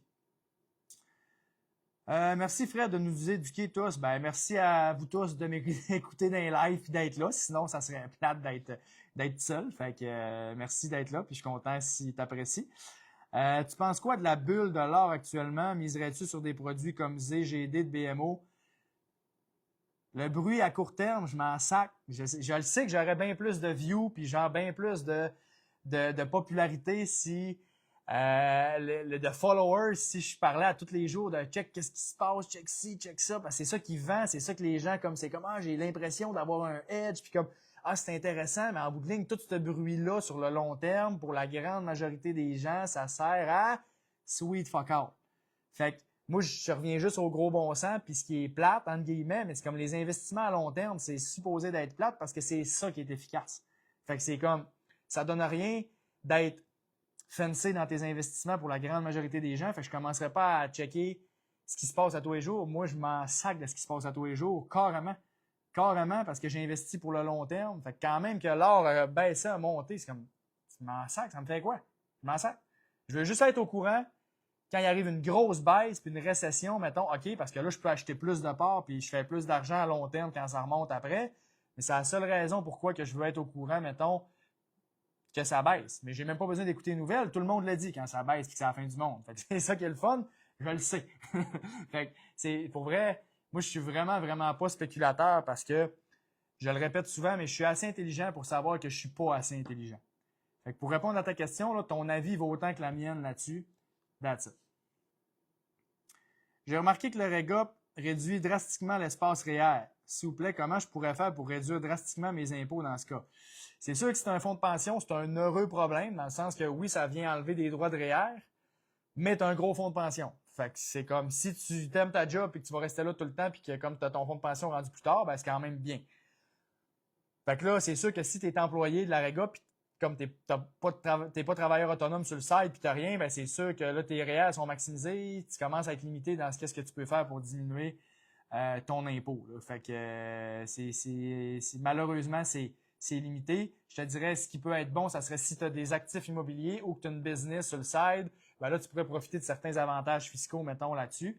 Mais on s'entend que tu ne veux pas ouvrir une business juste pour sauver de l'impôt puis en bout de ligne perdre de l'argent si tu ne fais pas une bonne business. Fait que c'est comme ça ne sera pas payant pareil sur le long terme. Fait que c'est ça. Fait que, mais oui, tu es limité si tu as un REGA et tes REER sont pleins puis que tu décides d'être juste employé puis avec rien, mettons, d'autre autour, tes options sont limitées effectivement pour diminuer ta charge fiscale. Salut Fred, maison payée. Vendre pour investir, investissement sur plus ou moins 20 ans et aller en location. Bonne question, Marco. En fait, je te dis, il y a beaucoup de gens qui se posent cette question-là, rendu vers la retraite. Oui, ça peut être bon, mais ça dépend de ta situation, puis t'es rendu où, parce que si, mettons, t'es vraiment comme t'as 60 ans, par exemple, ou 65, puis là, comme clairement que ça devient un enjeu aussi physique de t'occuper de la maison, puis que c'est une charge, puis t'aimes pas ça, ben oui, de te libérer de tout ça, d'aller en location, ça va être la meilleure option parce que psychologiquement parlant, c'est bon. Puis en plus, si tu as vendu ta maison puis que ton logement, mettons qu'exemple, tu vends ta maison à 1 million, par exemple, puis que juste en intérêt, tu es capable de générer 50 000 par année, puis que ton logement te coûte 2 500 par mois, fait que 30 000 par année, ben juste tes intérêts de la vente de ta maison que tu as maintenant investi peuvent payer ton logement à chaque année. Fait que, ça c'est très bon. Puis même si tu perdais un peu d'argent, parce que finalement, c'est comme tu te reloges, ça coûte cher, mais en bout de ligne, si le poids psychologique pèse lourd dans la balance pour toi d'avoir une maison, oui, c'est mieux d'aller en location. Je te dirais juste que financièrement, ça serait pas bon si, mettons, tu as 45 ans, puis que là, tu prends ta retraite juste dans 15 ans, puis là, tu iras en location tout de suite, à moins que la location soit vraiment plus avantageuse pour te permettre d'investir plus d'argent, que ton coût de location est vraiment bas par rapport à tout ce que ça te coûte de débourser de la maison. Mais là, si elle est payée ta maison, tu ne payes plus d'hypothèque, rien, tu payes juste les frais, ça va commencer à être difficile de trouver un logement qui va être plus avantageux qu'une maison payée, tu comprends? Fait que, parce que là, tu vas profiter de la plus-value là-dessus. Là. Fait que c'est ça. Fait que maison payée, juste si tu es rendu plus vieux et que c'est une charge mentale pour toi, c'est là que je la vendrais. Mais sinon, pas d'intérêt de la vendre s'il te reste encore une couple d'années avant d'être rendu là. Puis surtout qu'elle est payée, comme on disait. Fait que profite au maximum de ça pour placer plus d'argent et augmenter tes investissements si tu veux bâtir encore plus ta liberté financière. Là, je ne connais pas tout ton dossier, évidemment, tout ça. Fait que c'est ça. Père riche, père pauvre, ouais, effectivement. Le livre de Robert Kiyosaki, c'est un classique, effectivement, aussi. C'est très bon. Très, très bonne suggestion, Émilie. Si j'ai commencé à investir la banque dans un CELI 100% action et que je voudrais commencer à le faire moi-même, est-ce que je devrais sortir et le réinvestir dans XEQT 70% puis XQQ 30% et est-ce que je vais payer des frais? Pour ce qui est de l'allocation d'actifs, ça t'appartient, dans le sens que rendu là, c'est toi qui décides ce que tu veux faire, puis comme je disais, ton avis vaut autant que le mien. À long terme, oui, ça peut être très bon d'avoir ce genre de produit-là, puis pas te casser la tête. Fait que si t'as rendu là, c'est à toi de te déterminer. Puis est-ce que tu vas payer des frais? Si tu parles des frais de transfert, non, tu ne payeras pas des frais de transfert si tu es à la banque. Tu vas payer peut-être un frais administratif de genre 100$ quand tu vas transférer ton CELI, puis 100$, mettons, ton REER, mais c'est le seul frais. Il n'y a pas de pénalité généralement dans les banques quand tu es placé dans des fonds d'action et tout ça. Fait que tu vas juste payer ce petit frais-là. Si tu parlais, je vais-tu payer des frais, mettons, de gestion sur XEQT puis XQQ? Ben oui, là, tu vas payer un petit frais de gestion qui est à 0,22 pour ce genre de produit-là à peu près.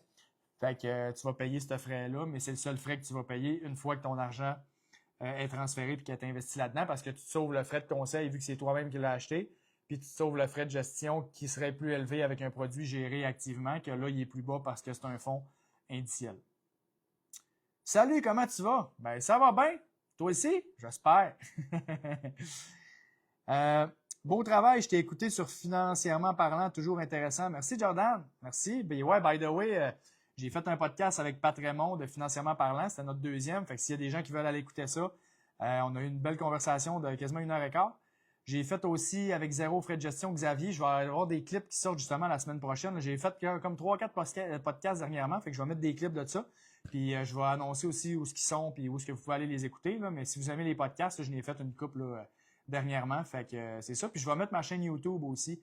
Ma chaîne YouTube, by the way, là, j'ai plein de monde des fois qui me posent des questions, qui me disent Hey Fred, des fois c'est cool tes vidéos, mais ça serait le fun des fois que ça soit plus long. Ben, ma chaîne YouTube, carrément, elle sert à ça. T'sais. Fait comme tu veux écouter les vidéos plus longues, 15-20 minutes, que tu as plus la perspective, le contexte, c'est tout là-dessus. Fait que ma chaîne YouTube, je vous le dis, je l'ai faite pour ça. C'est pour que les gens puissent avoir une place où ce que tout est à la même place, puis que c'est pas compliqué, puis que tu as accès à toute l'information.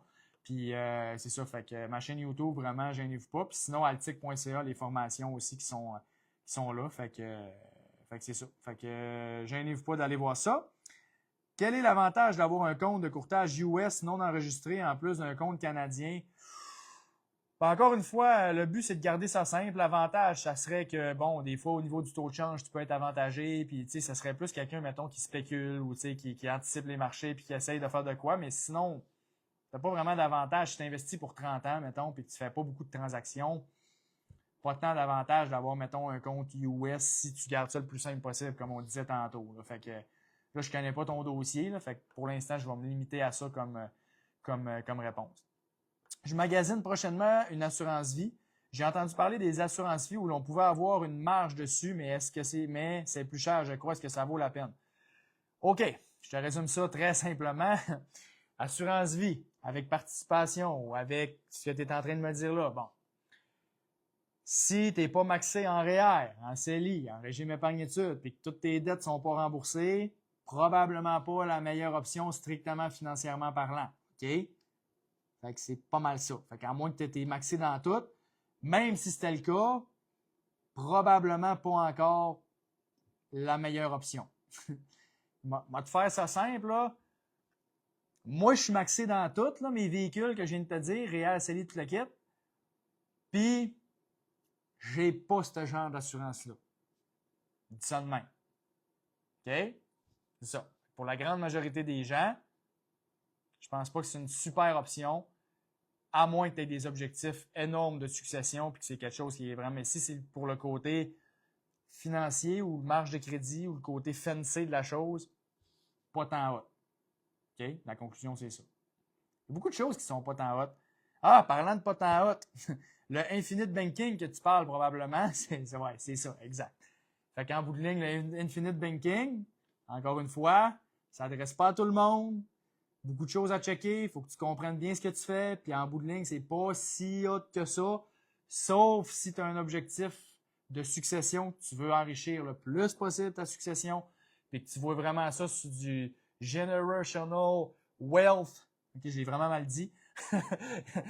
Une fortune générationnelle que tu veux mettre, mettons, tu sais, vraiment, puis que tu veux que ça aille de génération en génération, puis que ça se passe ça, puis c'est comme OK, ça peut peut-être être pertinent, mais c'est pas tout le monde qui a ce genre d'objectif-là. Fait que c'est important de se ramener à, bon, qu'est-ce que je veux, puis qu'est-ce qui est important pour moi. OK? C'est ça en bout de ligne qui est important.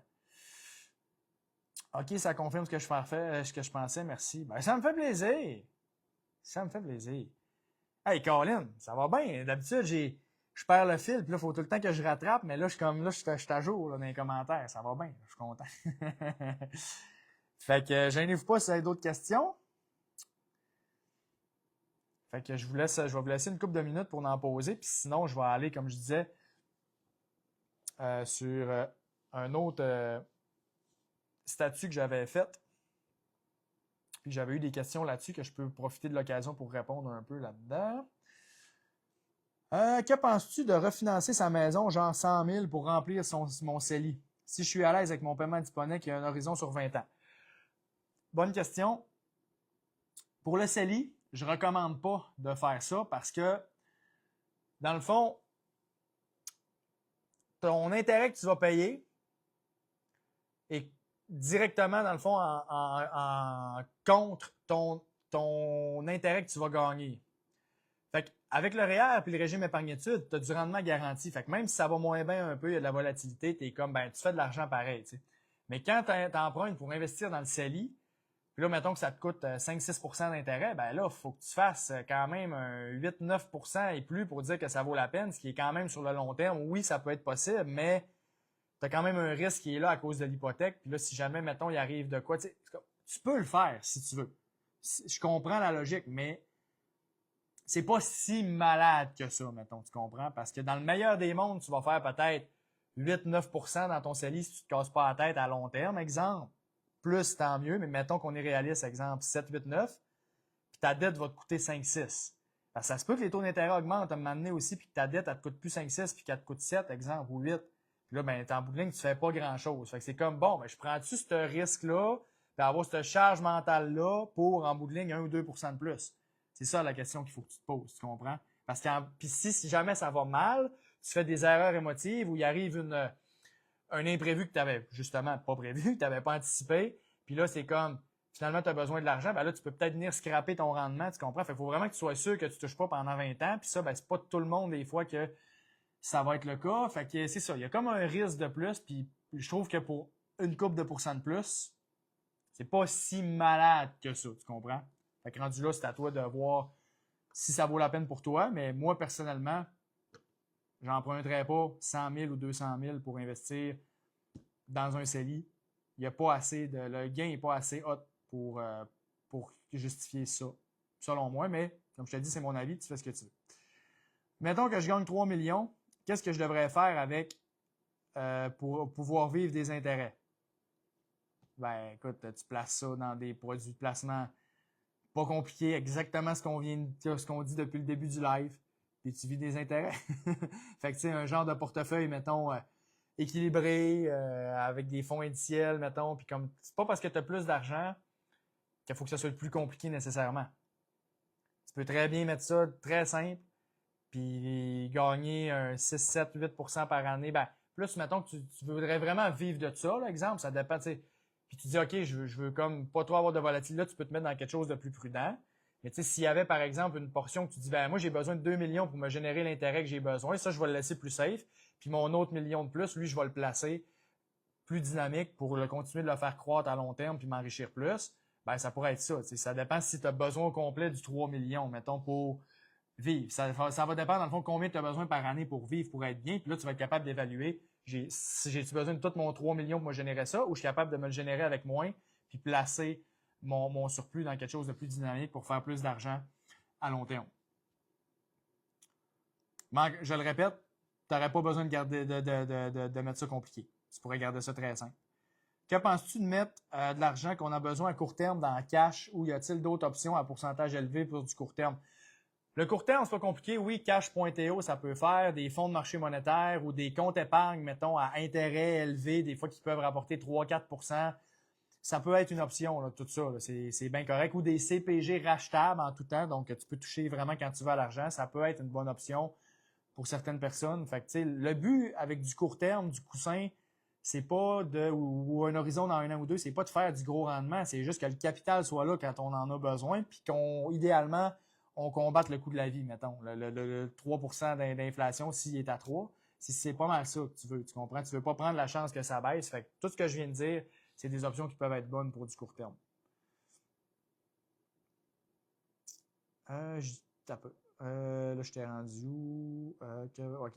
Pouvons-nous emprunter 100 000 et mettre 50 000 en REER pour aller chercher le maximum des allocations familiales, en mettre en REER et faire cela 2 années de suite? Absolument. Si ton salaire, tu es capable de le faire, puis tu as les liquidités pour mettre le 50 000, mettons, sur ta maison, tu as de l'équité, l'exemple sur ta maison, tu prends ta marge hypothécaire, que tu es à l'aise avec le fait que tu vas te remprunter pour ça. Clairement que oui, tu peux le faire 2 années de suite, puis ça peut être très payant de faire ça, dépendamment de la situation, puis tout. Mais tu sais, en bout de ligne, je l'ai déjà calculé avec des clients, tu sais, quand tu fais une bonne stratégie comme ça, puis tu utilises tous les véhicules, ça peut être l'équivalent des fois de faire 60, 65, des fois même 70% de retour d'impôt sur l'argent que tu investis. Fait que c'est débile, là, tu sais, quand tu calcules tout, là, c'est entre 60 et 70%, ça commence à être intéressant. C'est vraiment, vraiment très payant. Fait que la seule chose, c'est d'être conscient que tu réhypothèques ta maison pour ça, donc que tu te réendettes, donc il y a un risque de plus à ça, mais il est largement compensé avec tout ce que tu as de bonbons avec le gouvernement. Donc, ça peut être très bon de faire ça. Fait que tu pourrais te servir de ça pour mettre, mettons, dans un régime épargne-études, puis après ça, pogner le retour d'impôt pour aller remettre sur ta marge tout de suite, puis diminuer ton hypothèque le plus rapidement possible si tu n'es pas trop à l'aise d'avoir une grosse marge de crédit utilisée, mettons. Fait que ça pourrait être bon de faire ça aussi.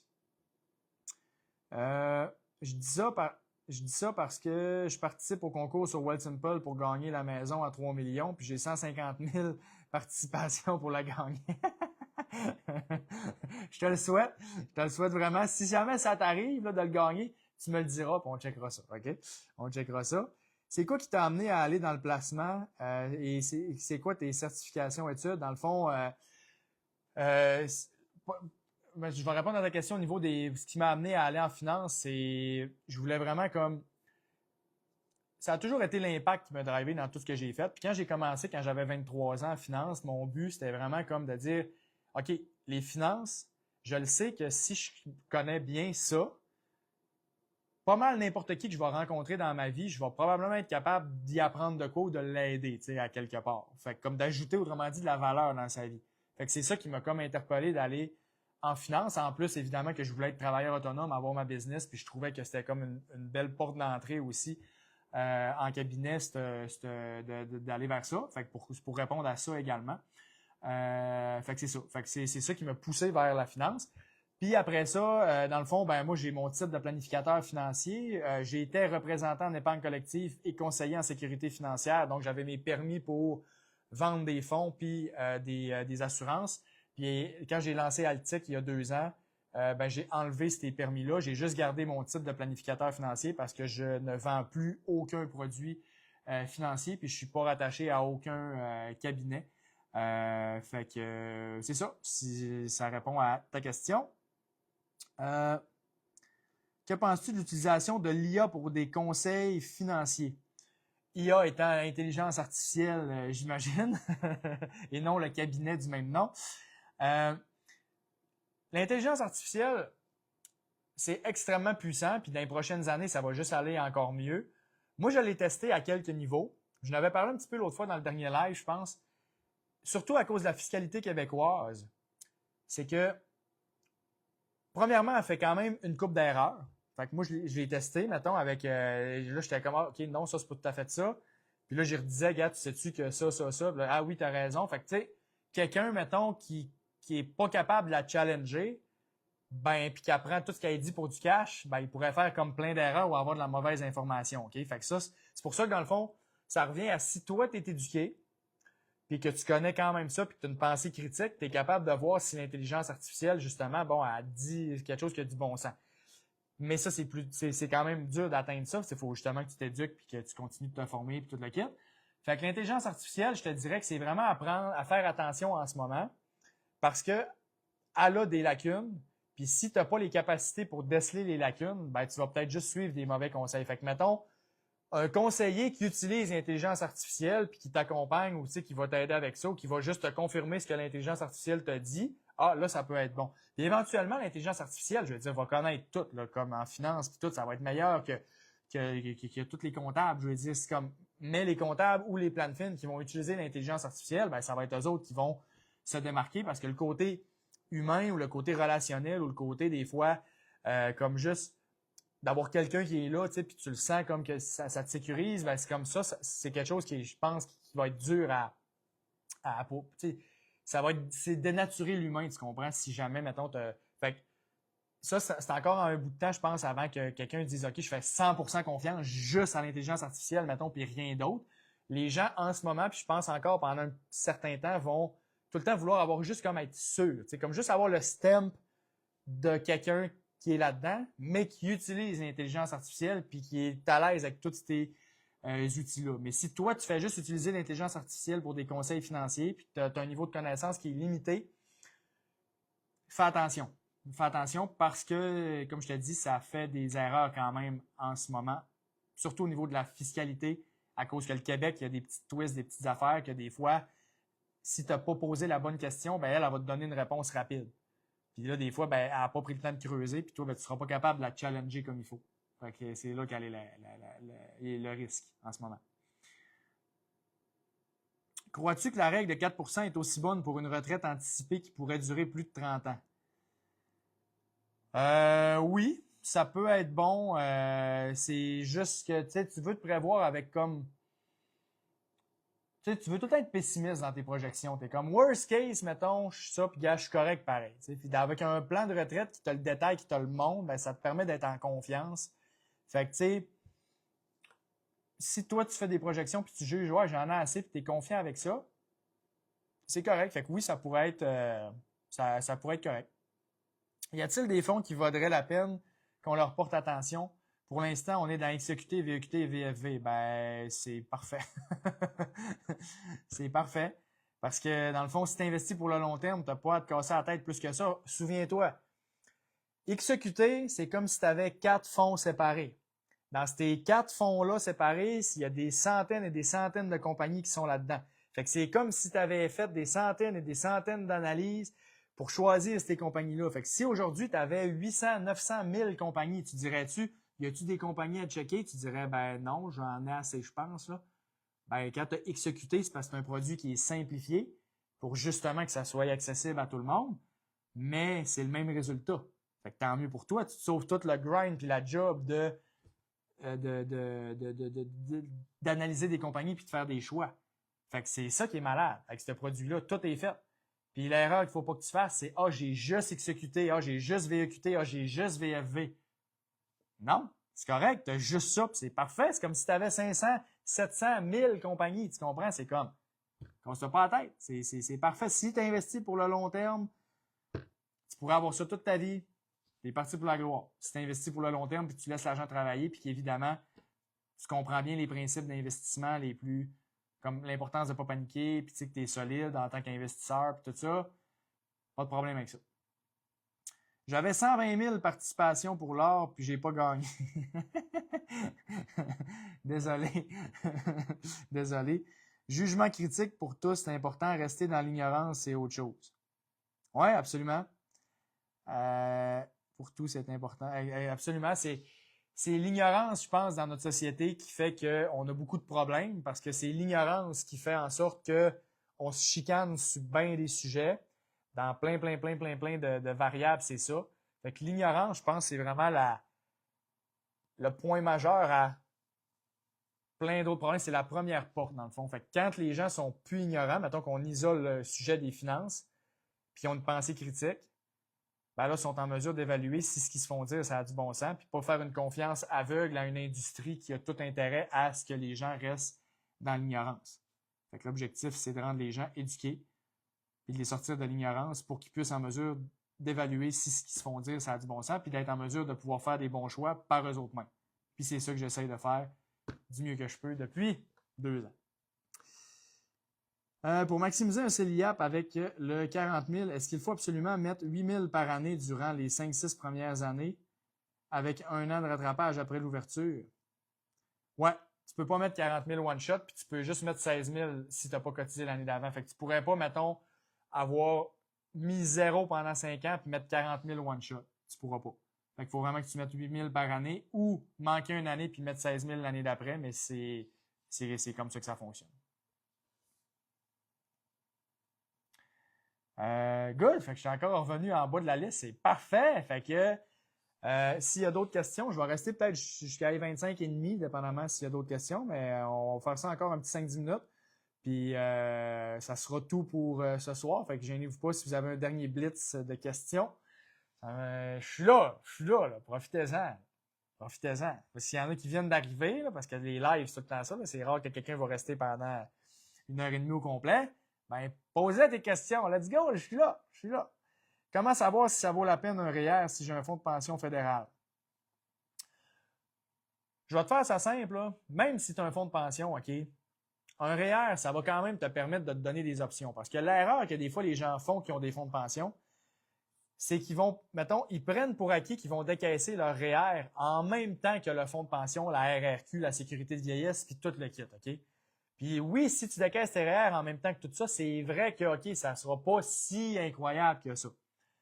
Par contre, ce que l'histoire des fois dit pas, c'est que tu peux avoir quelqu'un qui a un fonds de pension, mais que avant sa retraite, il va prendre une année sabbatique ou deux, une année sans solde, mettons.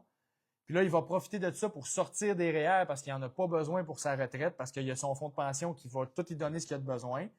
Puis là, ben, il va pouvoir payer très peu d'impôts en sortant ses REER parce qu'il sort avant de déclarer sa retraite officiellement, parce qu'il a pris une année sabbatique puis il est stratégique, tu comprends? Fait que tout dépend de ta stratégie. Puis tout dépend de ton plan de match. Fait que c'est pour ça que c'est pas automatique. Fait que moi, ce que je dis tout le temps, c'est comme, ben, les REER, ça va juste te donner plus d'options au pire. Puis au pire, mettons, tu n'auras pas perdu, tu comprends? Tu vas être even. Tu n'auras rien fait, mais tu n'auras pas perdu. Tu vas être perdant seulement si, comme je disais, ton taux d'imposition était vraiment plus élevé quand tu vas être à la retraite que quand tu cotises. Mais c'est très rare que ça arrive. Fait que genre, moi, je te dirais, casse-toi pas la tête, les REER, anyway, si tu as un fonds de pension, tu n'en accumules pas énormément des droits REER. Fait que cotise dedans, puis ça va te donner des options de plus tard. Comme je disais, si tu veux arrêter avant, tu veux arrêter plus tôt, ou tu veux juste décaisser tes REER plus rapidement, puis profiter au maximum de ce que le gouvernement t'a donné, puis quasiment pas repayer d'impôts après. OK? Fait que c'est ça. Ça, c'est bon. T'as peu, là, il y en a qui ont popé ici. On a fait un blitz de 5-10 minutes. OK, c'est vraiment un blitz, là. Comment savoir si ça vaut la peine un REER? OK, c'est là, excuse-moi, j'ai relu la même question. Pense que la domination des États-Unis sur les marchés boursiers va continuer dans le futur. Ben écoute, là-dessus, je vais juste dire ce que Warren Buffett, un de mes hommes préférés, a dit. Ça n'a jamais été un bon temps pour parier contre les États-Unis dans les 200 dernières années, puis c'est probablement pas encore un bon temps en ce moment. Fait que je veux dire, à long terme, tout est là. Fait que ça va probablement rester quand même pas pire. Ça se peut que ça soit moins bon. Ça se peut que ça devienne moins bon éventuellement, mais reste que je ne mettrais pas contre la plus grosse économie, puis je dirais que j'investis plus pantoute là-bas, mettons, en essayant de spéculer comme ça sera plus bon. C'est comme à date, ça n'a jamais été le cas en 200 ans. Fait que c'est ça. Je dis ça de même, mais rendu là, ton avis vaut autant que le mien. Merci pour toutes ces infos, ça me fait plaisir. Marie-Josée, merci pour les conseils. Lâche pas, fait plaisir. Comment ça se mange? Ça, c'est beau.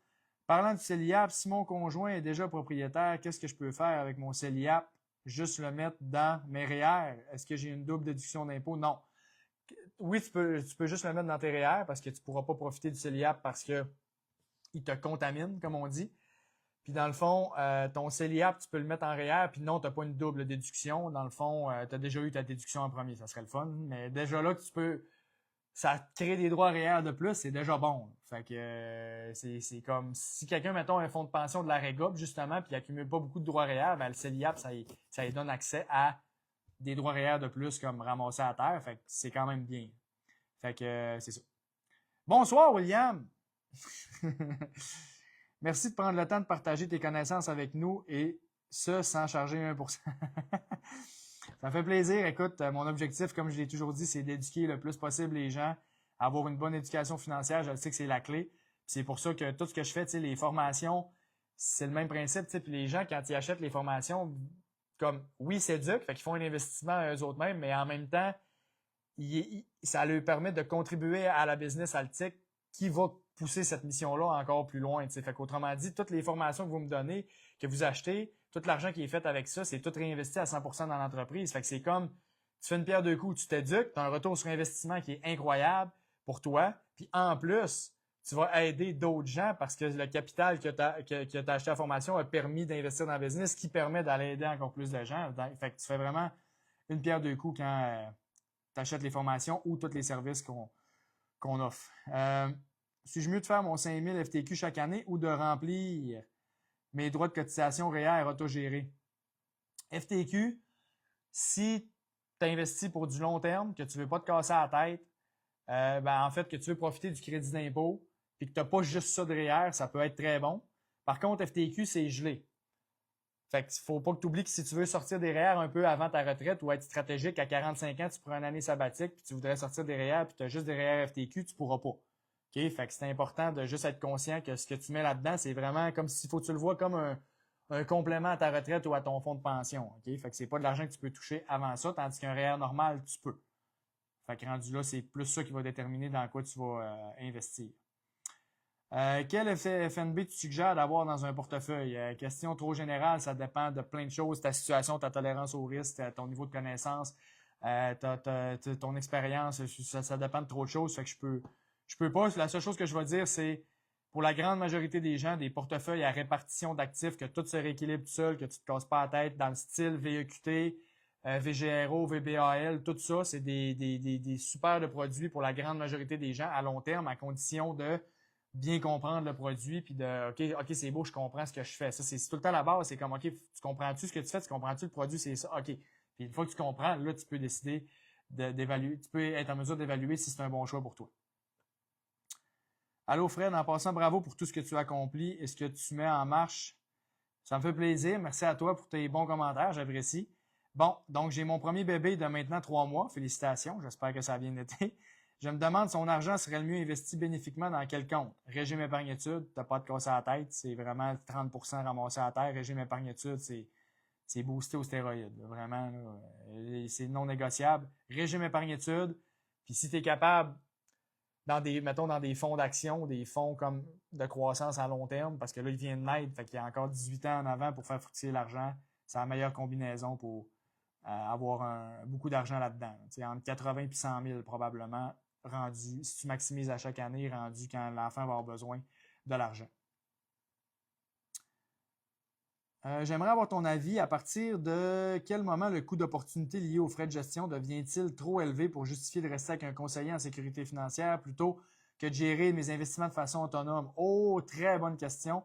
Je pense en horizon long terme où les frais cumulés peuvent représenter des dizaines de milliers de dollars pour 1 ou 2 rencontres annuelles. Quels critères permettent d'évaluer objectivement si ces frais sont encore compensés par la valeur ajoutée du service? Wow! Très bonne question. Je te félicite, c'est une très bonne question. Dans le fond, encore une fois, je vais te faire ça le plus simple possible. La question qu'il faut que tu te poses, c'est toujours ça m'a coûté combien puis qu'est-ce que j'ai eu en retour? Fait que la journée où tu trouves que ça t'a coûté tant puis que tu n'en as pas eu assez pour ton argent, c'est là que ça commence. Fait que, je te donne un exemple aussi, une manière des fois de réfléchir à ça, c'est de dire, OK, mettons que tu as 50 000 de placer, OK? Puis là, tu as un conseiller, puis ton conseiller, mettons, il est super dynamique, il est sympathique, puis genre, il t'aide, puis comme il t'éduque, puis il est vraiment bon, mettons. Puis là, il te fait des stratégies, puis là, ça t'a coûté, mettons, 1000 $ dans l'année pour avoir accès à tout ça, parce que tu avais juste 50 000 de placer. Puis là, il t'a fait une stratégie qui t'a sauvé 10-15 000 d'impôts que tu n'aurais jamais pensé par toi-même de faire ça. Puis t'es comme, hey, crime, une chance, tu me dis ça, puis hey, merci. On s'entend que tu viens de rentabiliser tes frais de gestion 15 fois dans cet exemple-là. Mais si tu es rendu que tu as 500 000, ça te coûte 12, 13, 14 000 par année, mettons, de frais. Ben là, ton conseiller, il faut qu'il soit bon en tabarouette pour justifier 12, 13 000, 14 000 de frais qu'il n'y a pas, tu sais, parce qu'il a optimisé ton dossier là, dans les 10 dernières années pour te rendre à 500 000. Fait qu'il ne doit plus rester grand-chose à optimiser parce qu'il est sur la coche, tu comprends? Fait que là, tu es comme, puis même s'il réussit à te faire 12, 13 000, ben il vient de rentabiliser tes frais de gestion une fois. Tandis qu'avant, tu les rentabilisais 10 fois ou 15 fois. Fait que ça, la plupart des gens ne le catchent pas, mais dans le fond, plus tu avances en âge, en actif, plus tu t'enrichis, plus ça te coûte cher en dollars. En pourcentage, ça va diminuer parce qu'ils vont te faire des rabais, mais en dollars, ça va te coûter plus cher. Mais plus la valeur dans ton dossier a diminué à chaque année parce que plus ton dossier est optimisé tout le temps, tu comprends? Fait que moins il y a de choses à faire dans ton dossier. Fait que pour le conseiller et l'institution, ils font de plus en plus d'argent, mais toi, tu as de moins en moins de valeur. Okay? Fait que rendu là, c'est à toi d'évaluer il est quand le point de bascule.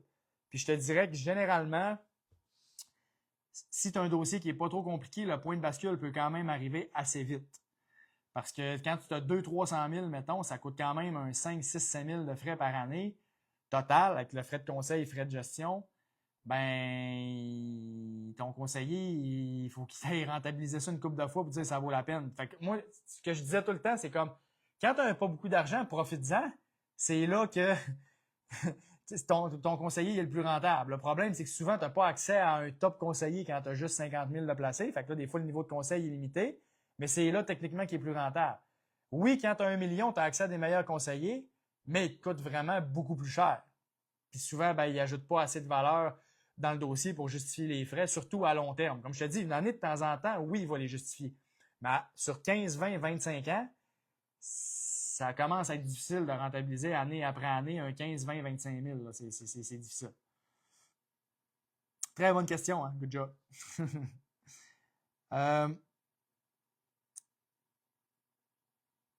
OK, merci d'avoir pris le temps de répondre. Ça fait plaisir, Alexis. Prendre un REER à 30 % et le retirer aussi à 30 % est-il de même avantageux si on investit chaque année le retour sur 30 ans? Oui, dans le fond, ça revient au même. C'est ça, comme je disais. Là. Fait que, si ton taux d'imposition il est pareil au retrait ou à la sortie, mais généralement, tu veux prendre tes REER quand que tu sauves au moins 36 % d'impôts. Parce que si tu cotises quand tu es en bas à 26, mettons, ben les chances que quand tu vas sortir ton REER, tu sois à au moins 26 % sont quand même assez bonnes. Mais à 36 % ça veut dire qu'il faut que ton revenu soit en dollars d'aujourd'hui 60 000 et plus pour payer ça d'impôts. Ben là, ça commence à être comme... Tu peux au moins être à 26 % si tu es stratégique, fait que faire un 10 %. Mais si tu prends tes REER quand tu sauves juste 26 %, ça va être difficile plus tard de les ressortir et de payer moins que 26 % ça, c'est beau. FTQ à partir de 50 ans. Ouais, FTQ à partir de 50 ans, ça peut être très bon. 5-10 ans avant la retraite parce que justement, tu as le crédit d'impôt, ça c'est hot. Puis tu n'as pas besoin d'attendre trop longtemps avant de toucher à ton argent. Est-ce qu'il y a un plus d'utiliser les facteurs ETF, value, momentum, qualité? Trop compliqué pour pas grand-chose. Comme je t'ai dit, on se casse pas la tête. Excellent, merci.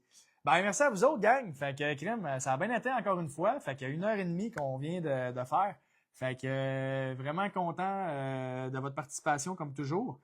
Fait que, normalement, prochain live dans 2 semaines. Puis, comme je disais, tu sais, tout ce que, la plupart des questions que je me fais poser dans mes lives, là, les réponses sont dans la formation. J'en parle en formation. Fait que je vous le dis, là, je le répète tout le temps. La formation, je l'ai faite pour aider le plus de gens possible. Elle est vraiment de qualité. Je sais que je pourrais la vendre beaucoup plus cher. Je l'ai même faite évaluer par du monde spécialisé là-dedans. Puis comme je pourrais la vendre plus cher. Mais mon but, c'est d'aider le plus de monde possible, puis de faire un bouche à oreille qui est efficace. Puis mon but, c'est surtout que la personne qui paye ça se dise, pour vrai, c'est le meilleur investissement que j'ai fait. Dans le sens que j'aurais pas pu faire d'autres choses avec ce 400-500$ qui m'aurait rapporté plus que ça. Moi, mon but, c'est vraiment ça. Fait que je vous le dis, la formation, c'est sûr qu'elle va vous aider. Si vous écoutez les lives et vous trouvez ça intéressant, c'est impossible que vous n'aimiez pas la formation. C'est encore plus ça coche parce qu'en plus, il y a du support visuel, puis c'est super bien monté, c'est super bien filmé. Fait que pour vrai, là, c'est vraiment ça coche. Fait que je vous le dis, allez voir ça, puis parlez-en autour de vous. Ça a littéralement le pouvoir de changer bien des vies financières pour le mieux. Puis je dis ça en toute humilité, c'est parce que je le sais. Le feedback est excellent. Puis c'est 12 ans d'expérience en finance que je partage là-dedans. Fait que je vous le dis, allez voir ça.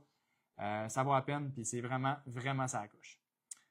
Fait que, hop, attends, s'il te plaît. Oh, je viens de t'avoir. T'es chanceux, William. Quelques mois, j'aurai 18 ans dans quelques mois. Je gagne environ 18 000 par année. Revenu de travail, j'aurai 24 000 à investir à mes 18 ans. Good job. Je prévois contribuer un minimum de 15 000 par année par la suite. Super bon. Tolérance au risque, action, OK, modéré, élevé, ETF, pas de crypto, ni de penny stock, portefeuille actuel, petit montant, nanana, 30 %. Hey, une chance, j'ai répondu, Caroline, ça arrêtait plate d'écrire tout ça pour rien. Je suis conscient qu'il y a une redondance significative entre le SPI et le Nasdaq. Oui. Allocation des 24 000. Est-ce qu'optimal d'abord le CELI 7 000, le CELIA, puis de placer. Oh shit, hey, t'as toute une question, mon gars. C'est un roman que tu as écrit là, mais ça montre que tu es sur la coche. Y a-t-il un ordre de priorité à envisager à ce stade? Compte non enregistré, quel type de placement privilégié dans ce compte ETF à croissance plutôt qu'à dividende? Oui, exactement. Structure de portefeuille, comment simplifier et corriger la redondance? REER à 18 000 par an, revenu. OK. Bon, écoute, je te réponds ça le plus simple possible. Là. Puis au pire, tu pourras venir m'écrire si tu veux, puis on pourra peut-être s'appeler un 5 minutes, là, puis je te donnerai un petit peu plus de cue. Là. Mais en gros, là, ce que tu veux retenir, c'est REER, CELIAP, tu peux les cotiser, mais étant donné que tu ne gagnes pas des gros revenus, déduis-les pas tout de suite. Fait que tu peux les cotiser pour faire travailler l'argent tout de suite dedans, mais prends-les pas en déduction sur ta déclaration de revenus à temps quand tu vas gagner des plus gros salaires pour sauver l'impôt rendu là. Mais dans le fond, maximise REER, CELIAP puis CELI à chaque année. Puis après ça, si c'est fait puis que tu t'en vas dans le non enregistré, oui, effectivement, si tu investis pour du long terme, le non enregistré, essaye de mettre ça majoritairement en action pour justement le côté fiscal de la chose. Fait que c'est ce que je vais te dire pour ta réponse, là, c'est ça. Puis pour ce qui est de ton allocation d'actifs dans le portefeuille, j'irai pas là-dedans parce que ça dépend comme d'autres facteurs, mais c'est ce que je vais te répondre à ta question. Puis merci d'avoir pris le temps d'écrire ça. Ça a dû te prendre toute la live au complet, écrire ça pour me le poster là. Fait que j'espère que ça répond quand même à ta question. Puis comme je t'ai dit, au pire, viens m'écrire. Puis je pourrais prendre un petit peu de temps pour te répondre comme il faut, puis plus en détail un peu avec une couple de questions que je pourrais te poser. Fait que merci à tout le monde. Encore une fois, super le fun, la participation. Puis gênez-vous pas, si vous avez des questions, vous pouvez m'écrire sur Facebook. Puis si vous avez quoi que ce soit, faites-moi signe. Je suis quand même assez disponible. Normalement, je réponds assez rapidement.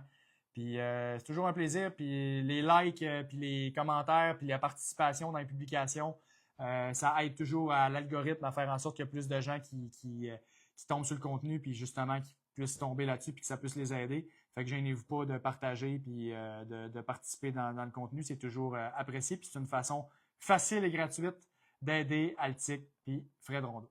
Fait que je vous souhaite une excellente fin de soirée tout le monde. Puis on se reparle dans une couple de semaines pour un autre live. Salut!